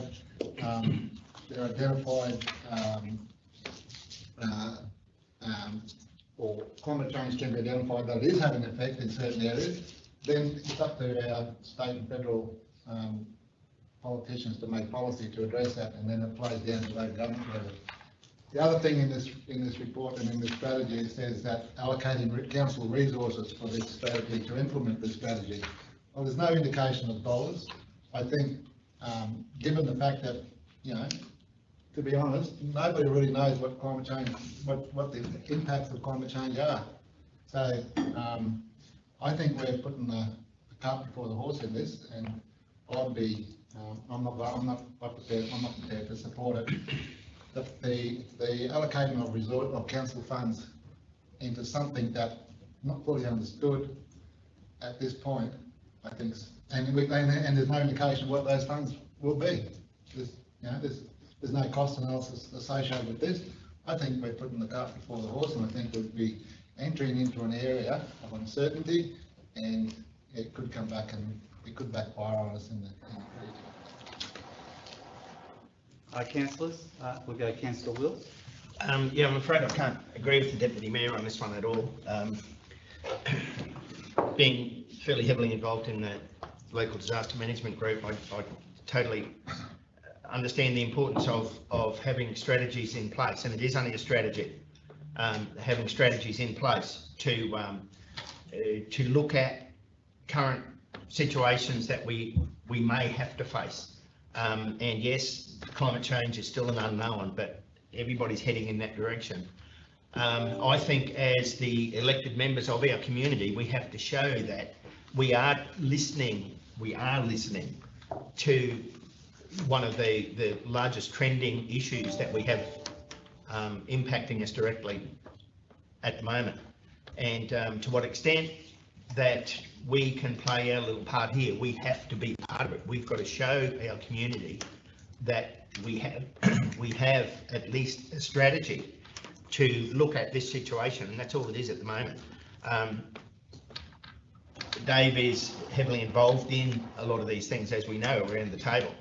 I fully support those initiatives that are provided by some from state government, local government, other LGAs, and I think that we're in a situation here that if we're not moving forward, we're going backwards. We can't just sit where we are with things. We have to have contingencies in place, and we've got to have a strategy ready so that we can progress this as so many other LGAs are around the state. Thanks, Councillor Wills. Councillor Hodge. Yes, look, if the two learned councillors here could prove to me that sea levels have risen over the last 50 years, well, I would support it. Through the chair, I sort of don't appreciate that sort of comments. That's not doing us any favours at all. We're talking about mitigation and adaptation and a strategy that will support future actions. You know, to say we're premature, I'd argue that we're probably well behind, extremely well behind. So yeah, please, Councillor, if you can. Councillor Hodge, did you want to say anything? Oh, look, I think in view of what's been said,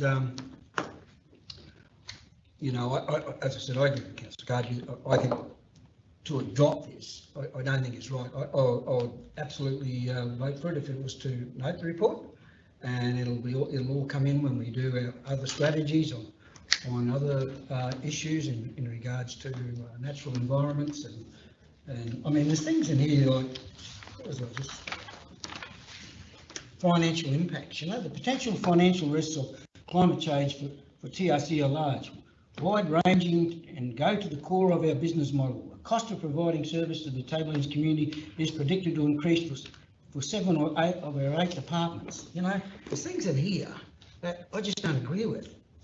So, anyway, I can't support it. So. Councillor Hayden, would you like to say anything to this one? Tudor, can I ask you to make a comment? Thank you, Mr. Mayor. I just would like to thank councillors for their comments, and in particular here, Councillor Bilney also is the chair of the National Asset Management Committee, so he's mentioned what a strategy actually is and why it is important to have a strategy. And I think we are positioning ourselves and showing the community that we're taking this matter seriously, and that within our available resources and within the position that councillors think council should take in the greater federal and state environment, we are doing what is proper to do in this direction. And from that perspective, Councillor Cardew has mentioned that we're perhaps putting the cart before the horse. I think at this point in time, to paraphrase that, we're only deciding that we probably need some sort of transportation. We're not getting into detail yet. That's why we're still at strategy level with regards to that. There was a lot of work which has been done, and this work has been done as part of a grant that we had from LGAQ as part of their Climate Resilient Councils program. And we were lucky enough to secure funding for piloting essentially the climate risk management framework for Queensland government, which, as the name would suggest, will be a state-wide thing. So we had the opportunity to do something for free, which everyone else will probably have to pay for in the future. Regarding the comments in the strategy about the reports with regards to the cost of services and demand on services, the strategy has been widely consulted, including in one-on-one interviews with managers and department heads, and hence this particular information came out of that in 5 out of 7 departments, we believe that the cost is going to increase, and I think for all of them the demand is going to increase. So it is important for us to continue this work exactly for the reasons that the council has stated, which is we don't know by how much. We need to be in a position to have a very clear understanding of the impact of climate change and climate change adaptation on our community, on our organization. And from that point of view, having a strategy that gives us direction is the first thing. It's really the... Yeah, just one point to Tudor. This strategies, which were, as you're correct, were with LGAQ, I think it is. Has that all been finalised now? Like, we're still in the development stage of that, aren't we, of the project? So why are we adopting something that's not been finalised? I believe that, through the chair, I believe that there are many councils which already do have a climate management strategy. Cairns is a good example. This is a particular framework that was put together by LGAQ and the Department of Science, and it is intended to be a consistent framework to help other councils put this together. So there's a lot of councils who probably haven't reached that far.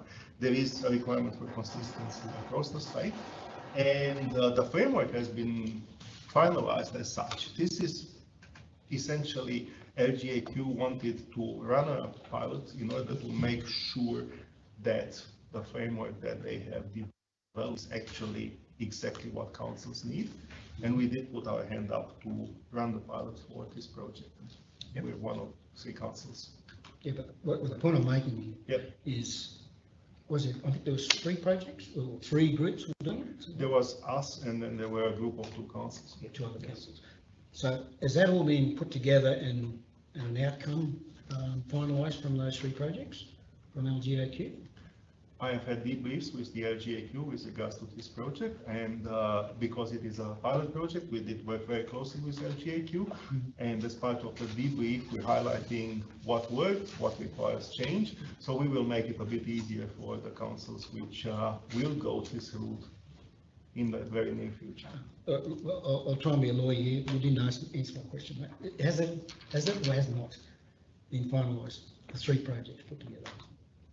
We are the first ones who offer us the strategy up for adoption, recommend the strategy for adoption as part of this pilot. So my understanding from the debrief with LGAQ is that the other 2 councils are a month or so behind us. Mark, did you want to say something? And I might not fully understand, through the chair, thank you. I might not fully understand the question, but if Councillor Hodge comes from the position that, or the expectation that the 3 pilots somehow get aggregated into one strategy, that's not my understanding. It's just 3 different councils developing their strategy for their own situation, and it's LGAQ testing the process of getting from nothing basically to that initial high-level strategy. And I also want to point out this is only stage 2 of the whole framework cycle. So this is a high-level strategy based on basically desktop study and discussion, which then is intended to focus further risk assessment in the areas identified in the strategy to refine the strategy. Commitment to resources really beyond that work really is in the space of budget approvals and operational plans, which council set and approve on an annual basis. So this strategy by itself doesn't commit council to any expenditure, and that's one of the reasons there's actually no dollars in this, and also because the level of detail at what this strategy is presented is not to that level of detail that we can actually meaningfully cost any activities anyway. So that follows more after the detailed risk assessment, which is the next step, which council may or may not actually do, depending on if we get funding for that or not. Councillors? We've got a mover and a seconder of the officer's recommendation. Those in favour? Carried. 4-2. Thank you. Can you record those, please, Becky? That was Councillor Hodge and Councillor Cardew again. See, just to clarify something there, Mr Mayor, for the CEO, so for me to amend that so we know it would actually go against the intent. It goes against the scope we adopted.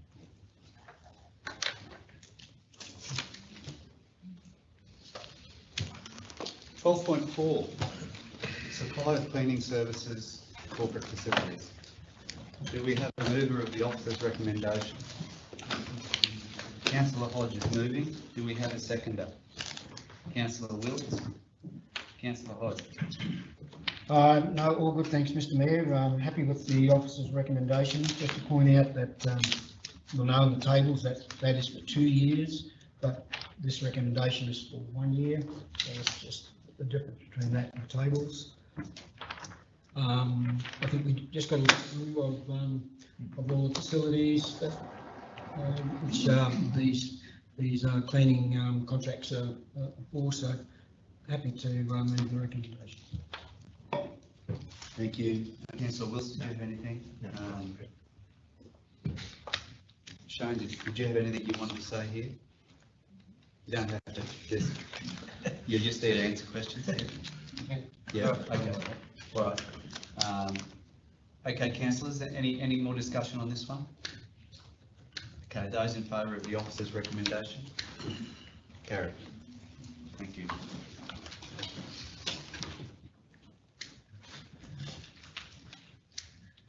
$12.5. We need another one like this, didn't we? Water usage concession application. Lot 54, Platts Road, up there. Can I have a mover to open the report for discussion? Councillor Cardew is moving to open it for discussion. Do we have a seconder? Councillor Wilkes. Those in favour? Carried. Thank you. Councillor Cardew, would you like to talk first, or would you like to ask John? Thanks, Mayor. I'll have first crack at this if you don't mind. Look, I don't support the officer's recommendation, but the officer's recommendation is purely through following our current policy that's in use. So the officers, it's clear that the officers were guided by the policy and can't step outside the policy. That's why the report's here with council. So I propose to put up a alternate motion, which is on the board. I think. Now, the alternate motion is to adopt option 1 in the report.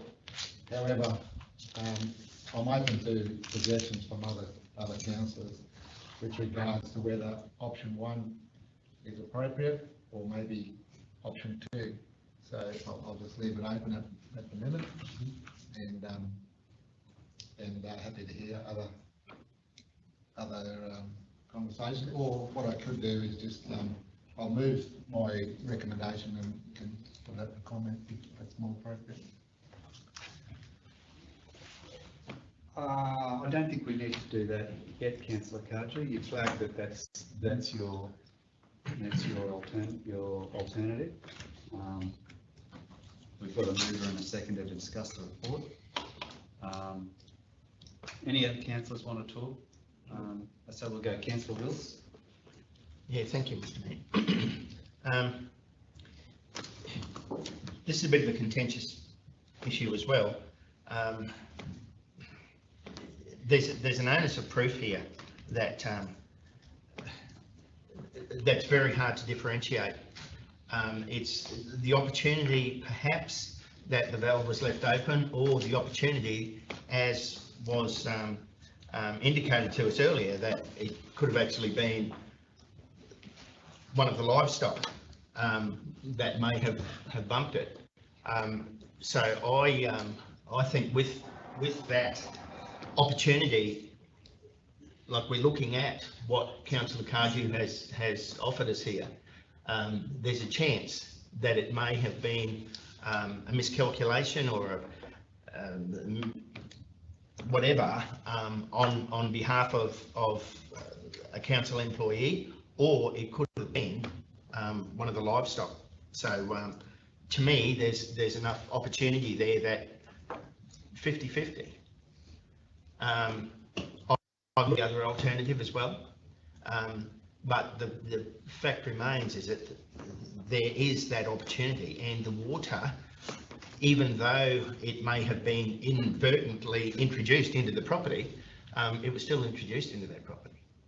So the water has gone to some form of benefit to the property owner. So to me, I'm happy with the alternative that the council has put forward. That Councillor Cardew suggested? Yes, Councillor Cardew suggested. Councillor Hodge?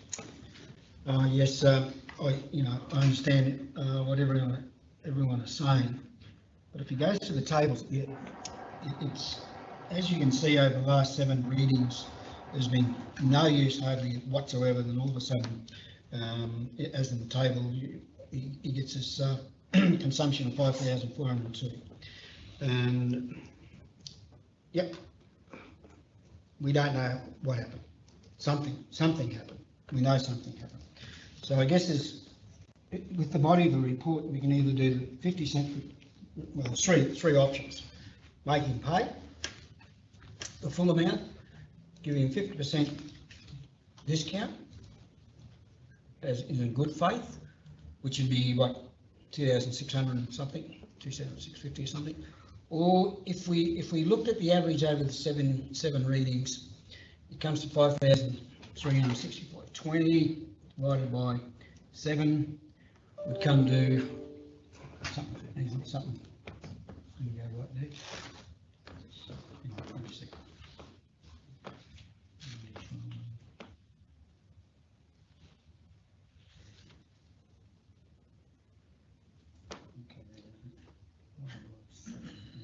Perhaps just tell us what. Yeah, 1,532 comes to.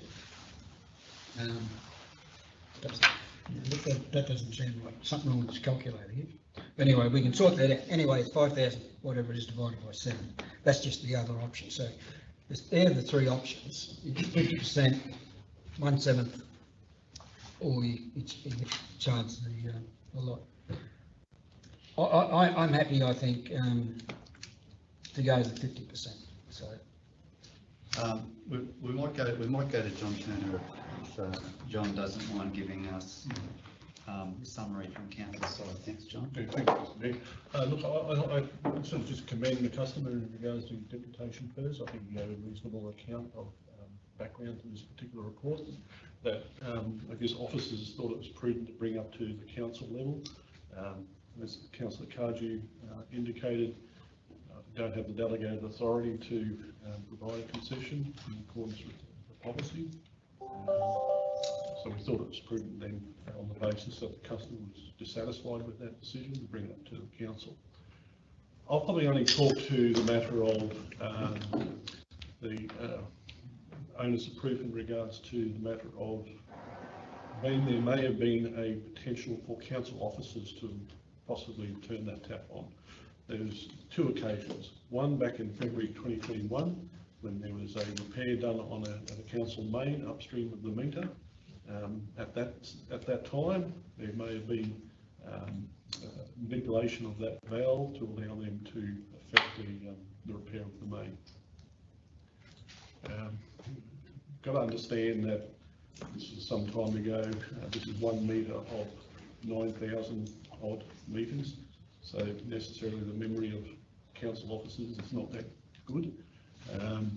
But in respect to the repair of that main in February, I can say that there's been no town water usage through that meter between February 2021 and when the meter was next read in July 2021. So it sort of somewhat discounts the possibility that the meter was opened at that time in February 2021.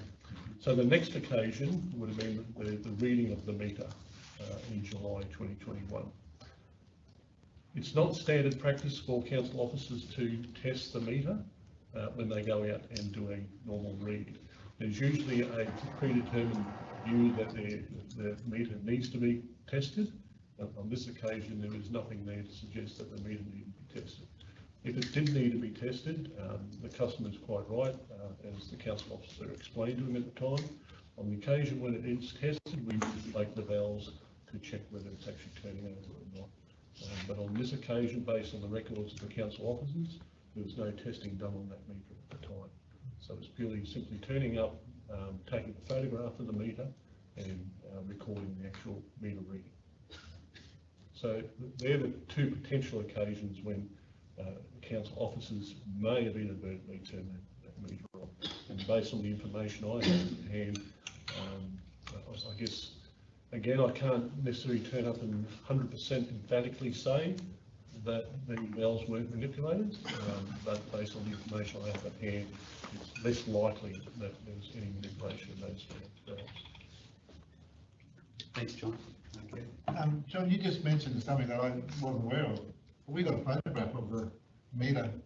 We take and a it was photograph.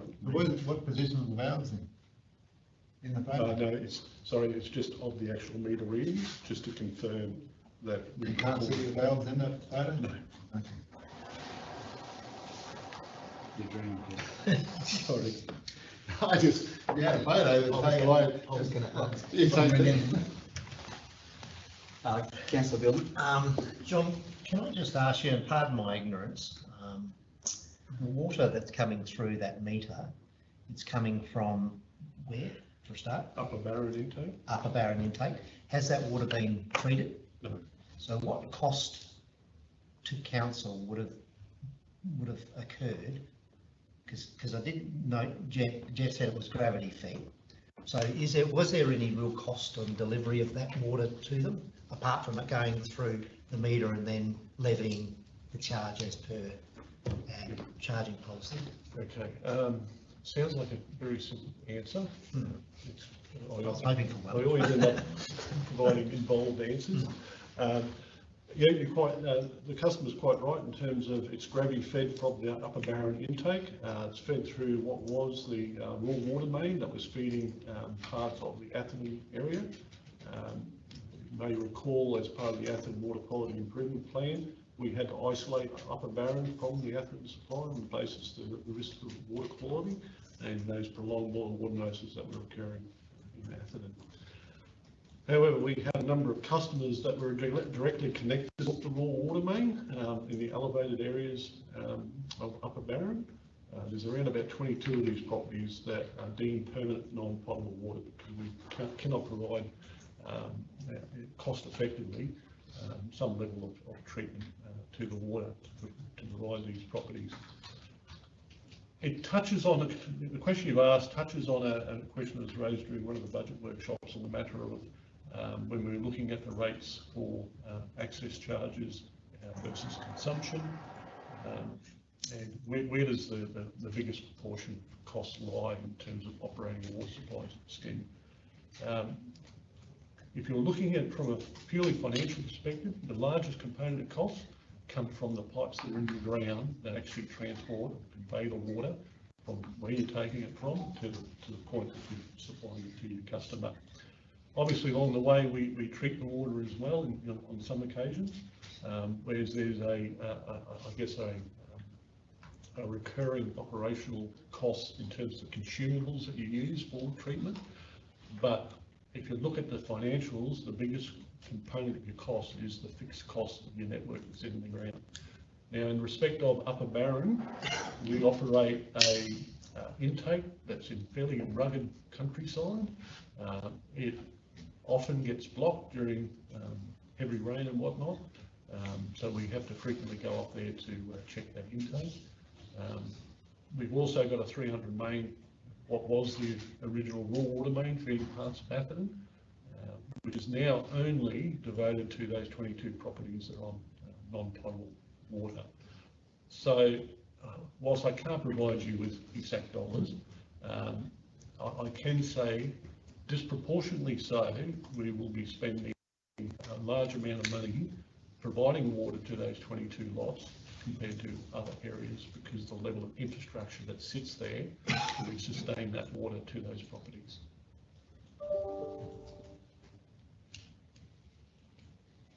Councillor? So John, just to clarify, you said that the biggest single capital cost there was the piping from the source to the property.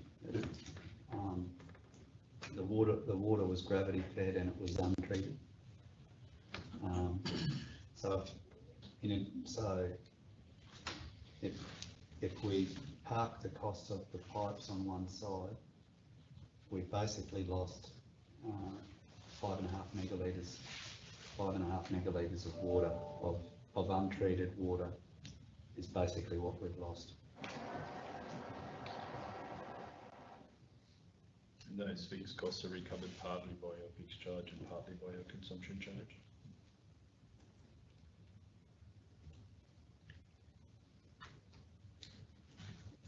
Sorry, there's infrastructure costs, I shouldn't say.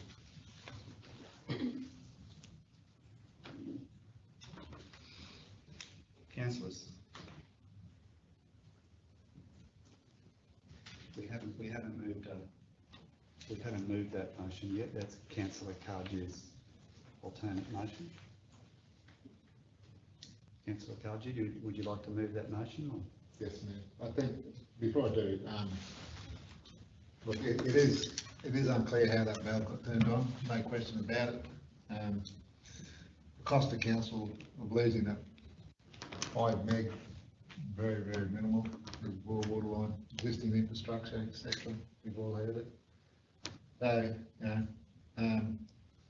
I think, the past history of zero or next to zero readings over the last 7 years speaks for itself. And I'm a property owner myself with cattle. Well, you certainly know what your watering systems are doing. And in this particular case, the property owner wouldn't have had any idea whatsoever if this thing was turned on, because it just goes back into his own retic system. So he was totally unaware. How it come to be put on, nobody knows. So, and yes, it did go through the meter and into his system, which he gets his system out of the Barron, which is where this water comes from in the first place. Just the fact that it comes through different sources at a very low cost, I guess, is irrelevant. But I think, to be fair, that we don't set a precedence for these sorts of things in the future. I think it's fair if we share the costs equally, in accordance, which is consistent with the policy that addresses water usage in the reticulated area. So I think, to be fair and equitable and consistent with our existing policy, even though it doesn't cover this rural area, I think, to be fair and not to set precedents, because this may come up again. I think option one, as in my alternative, I think it's probably the fairest out of all of these because of the unknowns. Would you like to move that? I'll move that. Councillor Kaji is moving the alternate on the screen. Councillor Wills is seconding. Any more comments on this one, councillors? Councillor Hodge? Yes, I agree with Councillor Kaji's motion, because what it does, we're not doing it this way, we're not laying the blame with anybody. We're not saying he did it, we did it. What we're saying is, yes, it's happened, it's unfortunate. Therefore, we'll, in good faith, we'll apply the policy, as Kevin said, as the reticulated system, which is 50% in the first year, I think it is. After that, if it happened again next year, we wouldn't be getting any more stuff. So yeah, happy to. It's fair. Happy to support it. Councillors, those in favour of the recommendation? Carried. Thank you.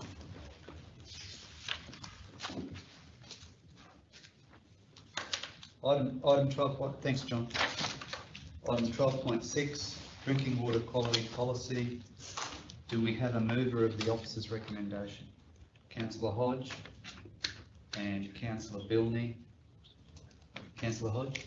I'm not going to ask the manager what's the difference between the policy, what it was and what it is now. It's just as it was. We just, it's expiring, it's finished, and we're just renewing the policy as it is. That's correct, and there's no change to the actual policy. Thanks very much. Any questions on this one, councillors? Councillor Kaji? John, I know I've talked to you about this before, but for everybody's benefit, I've had inquiries from people from the Wandekla area and other areas, and there was something in the paper the other day about it as well, about the quality of raw water in these locations where people will be drinking this raw water for a long time. I mean, I know myself, I drink raw water at home, we've had our water tested and come back okay. So, with the guidelines, the Australian guidelines for water quality, which is what you go off of,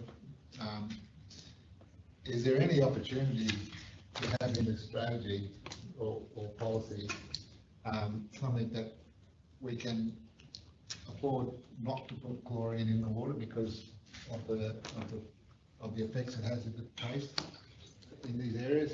People have been drinking this for a long time, and we test the water regularly, like you've said before.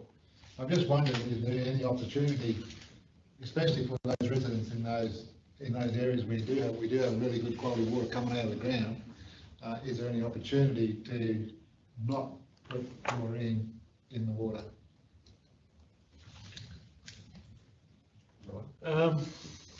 Yeah, so I'll just clarify that article in regards to the Bellevue resident. They may not be aware, but they do actually have chlorine in their water, just to clarify that. But to your question, yes, you're right. We do provide potable water as a water service provider, similar to other water service providers throughout Australia, in accordance with Australian Drinking Water Guidelines. And where we fall short of that, we have plans in place to try and meet that, and that's what gave rise to the water strategy.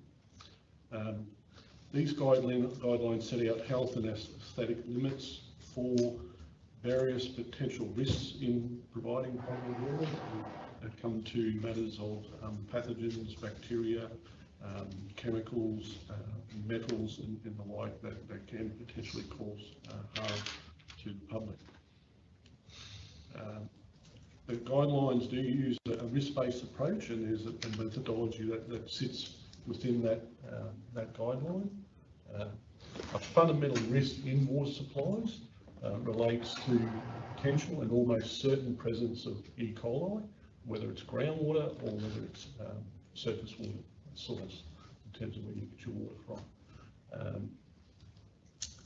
Chlorine is recognised by the industry as the most effective in terms of both the reduction of that risk as well as the cost to minimise that risk, to disinfect the water. It has a couple of advantages. It's not just disinfection at the point that you apply the chlorine, but it allows for a residual in the water such that you are also managing risks when the water gets distributed through your network. Now, the matter of the presence of E. coli in terms of potential contamination in your water can enter several points throughout your water supply scheme. It can enter through the source water, the raw water itself. It can enter in the raw water pipeline that you would use to convey water from the source to whether it's treatment, whether it's a reservoir, and then onto your reticulation system to your customers. It can enter into reservoirs, it can enter into your pipework. We have hundreds of kilometres of pipework in the ground that can be compromised and allow for the ingress of things, bacteria like E. coli. So the chlorine provides that residual disinfection such that if there is a contamination point in your network, the chlorine, providing it's at the minimum levels, still provides that ongoing disinfection and reduce that risk against bacteria. The consequences of not applying chlorine, we've got a very good example locally here in Douglas Shire Council several years ago. Attempted to go down a chlorine-free path in response to strong community support for a chemical-free water supply. They spent quite a large amount of time looking into this. This was part of when Douglas was amalgamated with Cairns Regional Council. In the face of ongoing constant pressure from the regulators, who deemed it to be an exceptional circumstance to run a chlorine-free water supply, so they deemed it to be, we're operating in a high-risk environment, such that Council was required to demonstrate to the regulators how they could actually manage their risk of the chemical-free water supply. What that translated to was a high level of manual intervention and operation of the system to try and demonstrate that they could actually get that risk down, that intrinsic risk down of potential contamination into their water supply. What that translates to is a high frequency of flushing of your mains down to weekly, fortnightly arrangements, more frequent monitoring of your water supply to check that it was actually free of such bacteria. It also meant investment in capital such that there was some level of barrier from your raw water source. So even though they could get away with the chemical free, they still had to actually demonstrate that they had multiple barriers in place to physically try and disinfect at the point of where it's starting to enter into your water scheme. So in the end, the council gave up because it was just going to be too hard, too expensive to run a chemical-free system. And it got to the point where the regulators were actually issuing a show cause on council to get some response in regards to how they can try and operate in a chemical-free fashion. Thanks, John. Thanks, John. Councillors? Those in favour of the officer's recommendation? Carried, thank you. 13.1, financial report, March 2022. Do we have a mover of the officer's recommendation? Councillor Billney and Councillor Hodge. Thank you. Any questions, Councillor Billney? No, not at this stage. It appears to be tracking relatively consistent and in the right direction, so yeah, good to see. Councillor Hodge, did you have a question? Yeah, Before we no. go to Eric? Yeah, just a couple, if you reckon. Sorry you had to wait so long to get in, but, anyway. Everything seems to be tracking well the budget. Just a few things. I think I asked this question at the last meeting, with sundry debtors at $1 million. They still haven't paid. Yes, we're working on that. They will pay, it's just around the reports we provide. Well, the other question is to the variations to the contracts. So just to, what page is that, Councillor? that's page 373. There's 4 of them there. We have the original contracts and we have the variations. So I'd just like some explanation, like the second one of Dempsey's, where it just says a progress claim 3, Blanco Bridge, but they're asking for a variation of almost $84,000. Yeah. So through the chair, I'll deal with that one. So this relates back to the Blanco Creek bridge upgrade that was actually done almost 2 years ago now, or at least commenced almost 2 years ago, and finalised, I think, early in the last financial year. There was an outstanding claim for additional work that they'd done.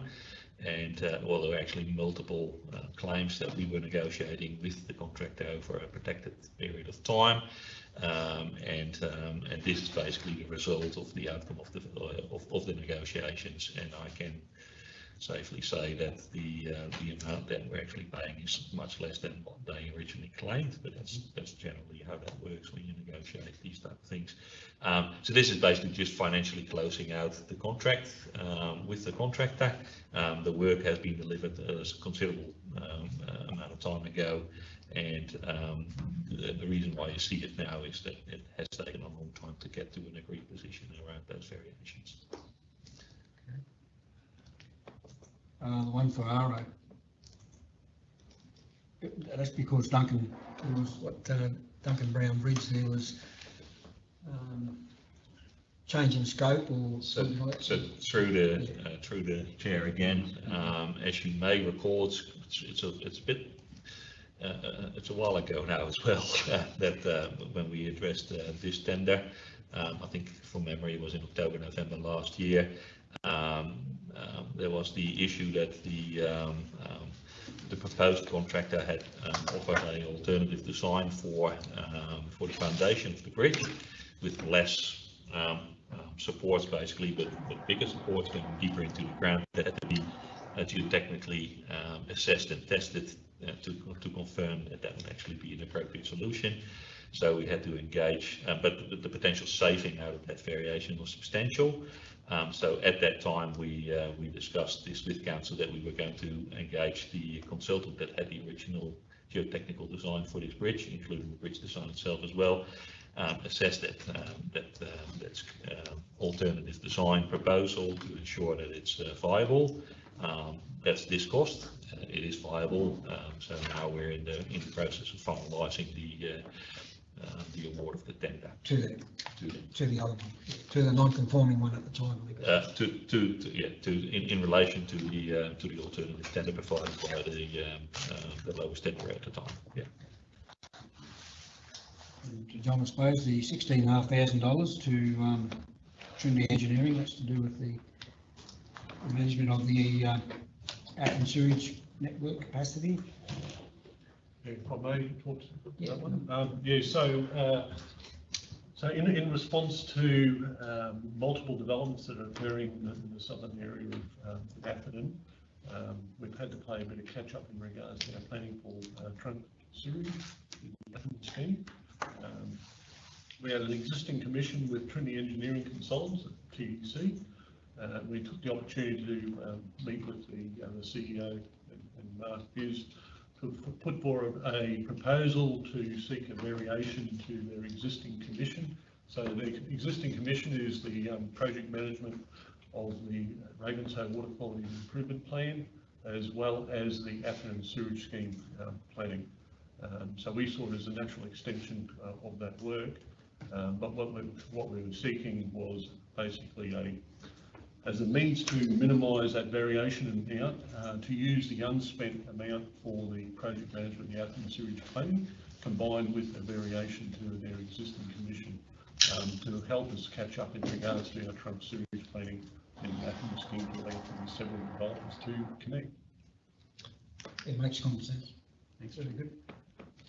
Yeah, councillors, any more questions? Erica, would you like to talk to anything in particular? I will just make a note that things are travelling well, that as you'll see from our cash point of view, that we are, from our investment portfolio, which is noted on page 377, following the most recent rate run, our investment portfolio is quite high. Currently, that's all those funds are sitting with QTC, but we are looking to invest, and you'll see that change coming through in the next month's report. We are seeing some increases in investment percentages with our banks, so I just wanted to make a note of that we are maintaining and looking after that investment opportunity. Yeah, Councillor Wills. Just on the non-local supplier, the last entry, Lakeside Caravan Park Commission, 48,000. What sort of time frame does that cover?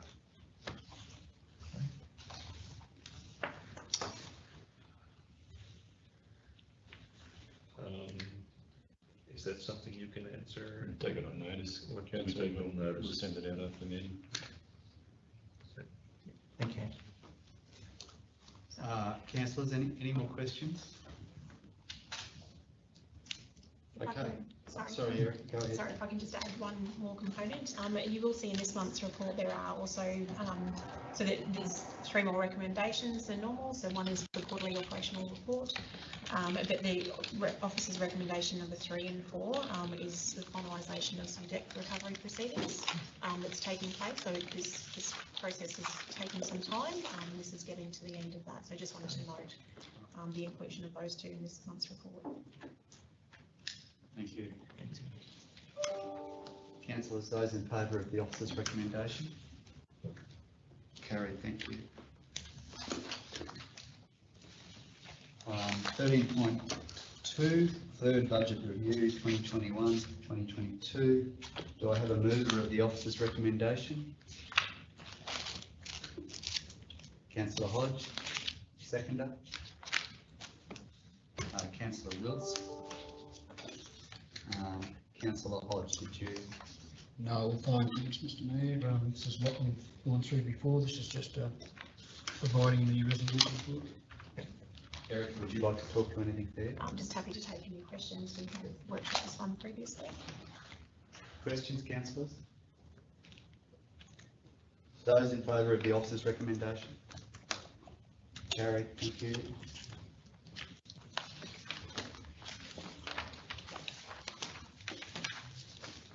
Item 13.3, Caravan Park Fees and Charges 2022-2023. Do I have a mover of the officer's recommendation? Councillor Bilney, and a seconder, Councillor Wills. Councillor Bilney. Nothing in particular, just an observation. There's been no real change in the Malanda Falls Caravan Park charging. There's been a small incremental increase in the lakeside, so I understand that would have been based on what the current pricing reflects. Good. Councillor Hodge. Yes, both of them are fairly similar to the privately owned ones around the area. I just check the prices. Probably the only ones that's new would be Lakeside Caravan Park. For a cabin, it's $120 a night, where say Welcome is $135. The rest of them are very, very similar, so maybe $1 difference. So, fine. Close to the can. Close to the can, close to the can. Those in favour of the officer's recommendation? Carried, thank you. 13.4, Public Health, ICA PAS Act 2003, Delegation of Statutory Powers. Do we have a mover of the officer's recommendation? Councillor Cardew and Councillor Hayden. Would you like to talk to that, Councillor Cardew? Those in favour of the officer's recommendation? Carried, thank you. 13.5, Transport Infrastructure Act 1994, Delegation of Statutory Powers. Mover of the officer's recommendation, Councillor Bilney. Seconder, Councillor Hayden. Councillor Bilney, did you have anything to say? No, nothing, reports inclusive. Thank you. Those in favour of the officer's recommendation? Carried, thank you. Okay. We'll move into, any notices of motion? Business without notice? Very good. All right, I'm just going to take a bathroom stop and then we'll move into confidential.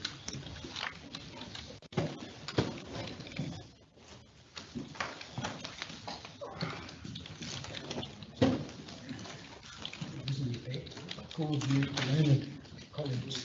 These called difference.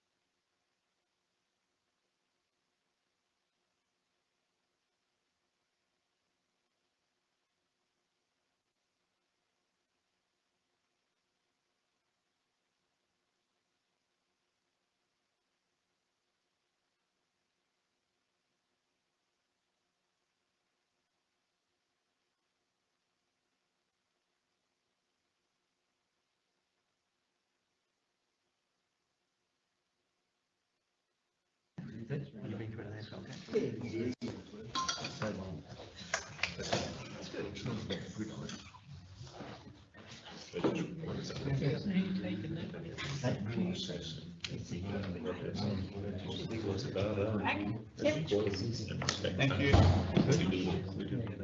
All right, we'll reconvene everyone, 11:44. Can I have a mover to go into confidential, please? Councillor Wilts is moving.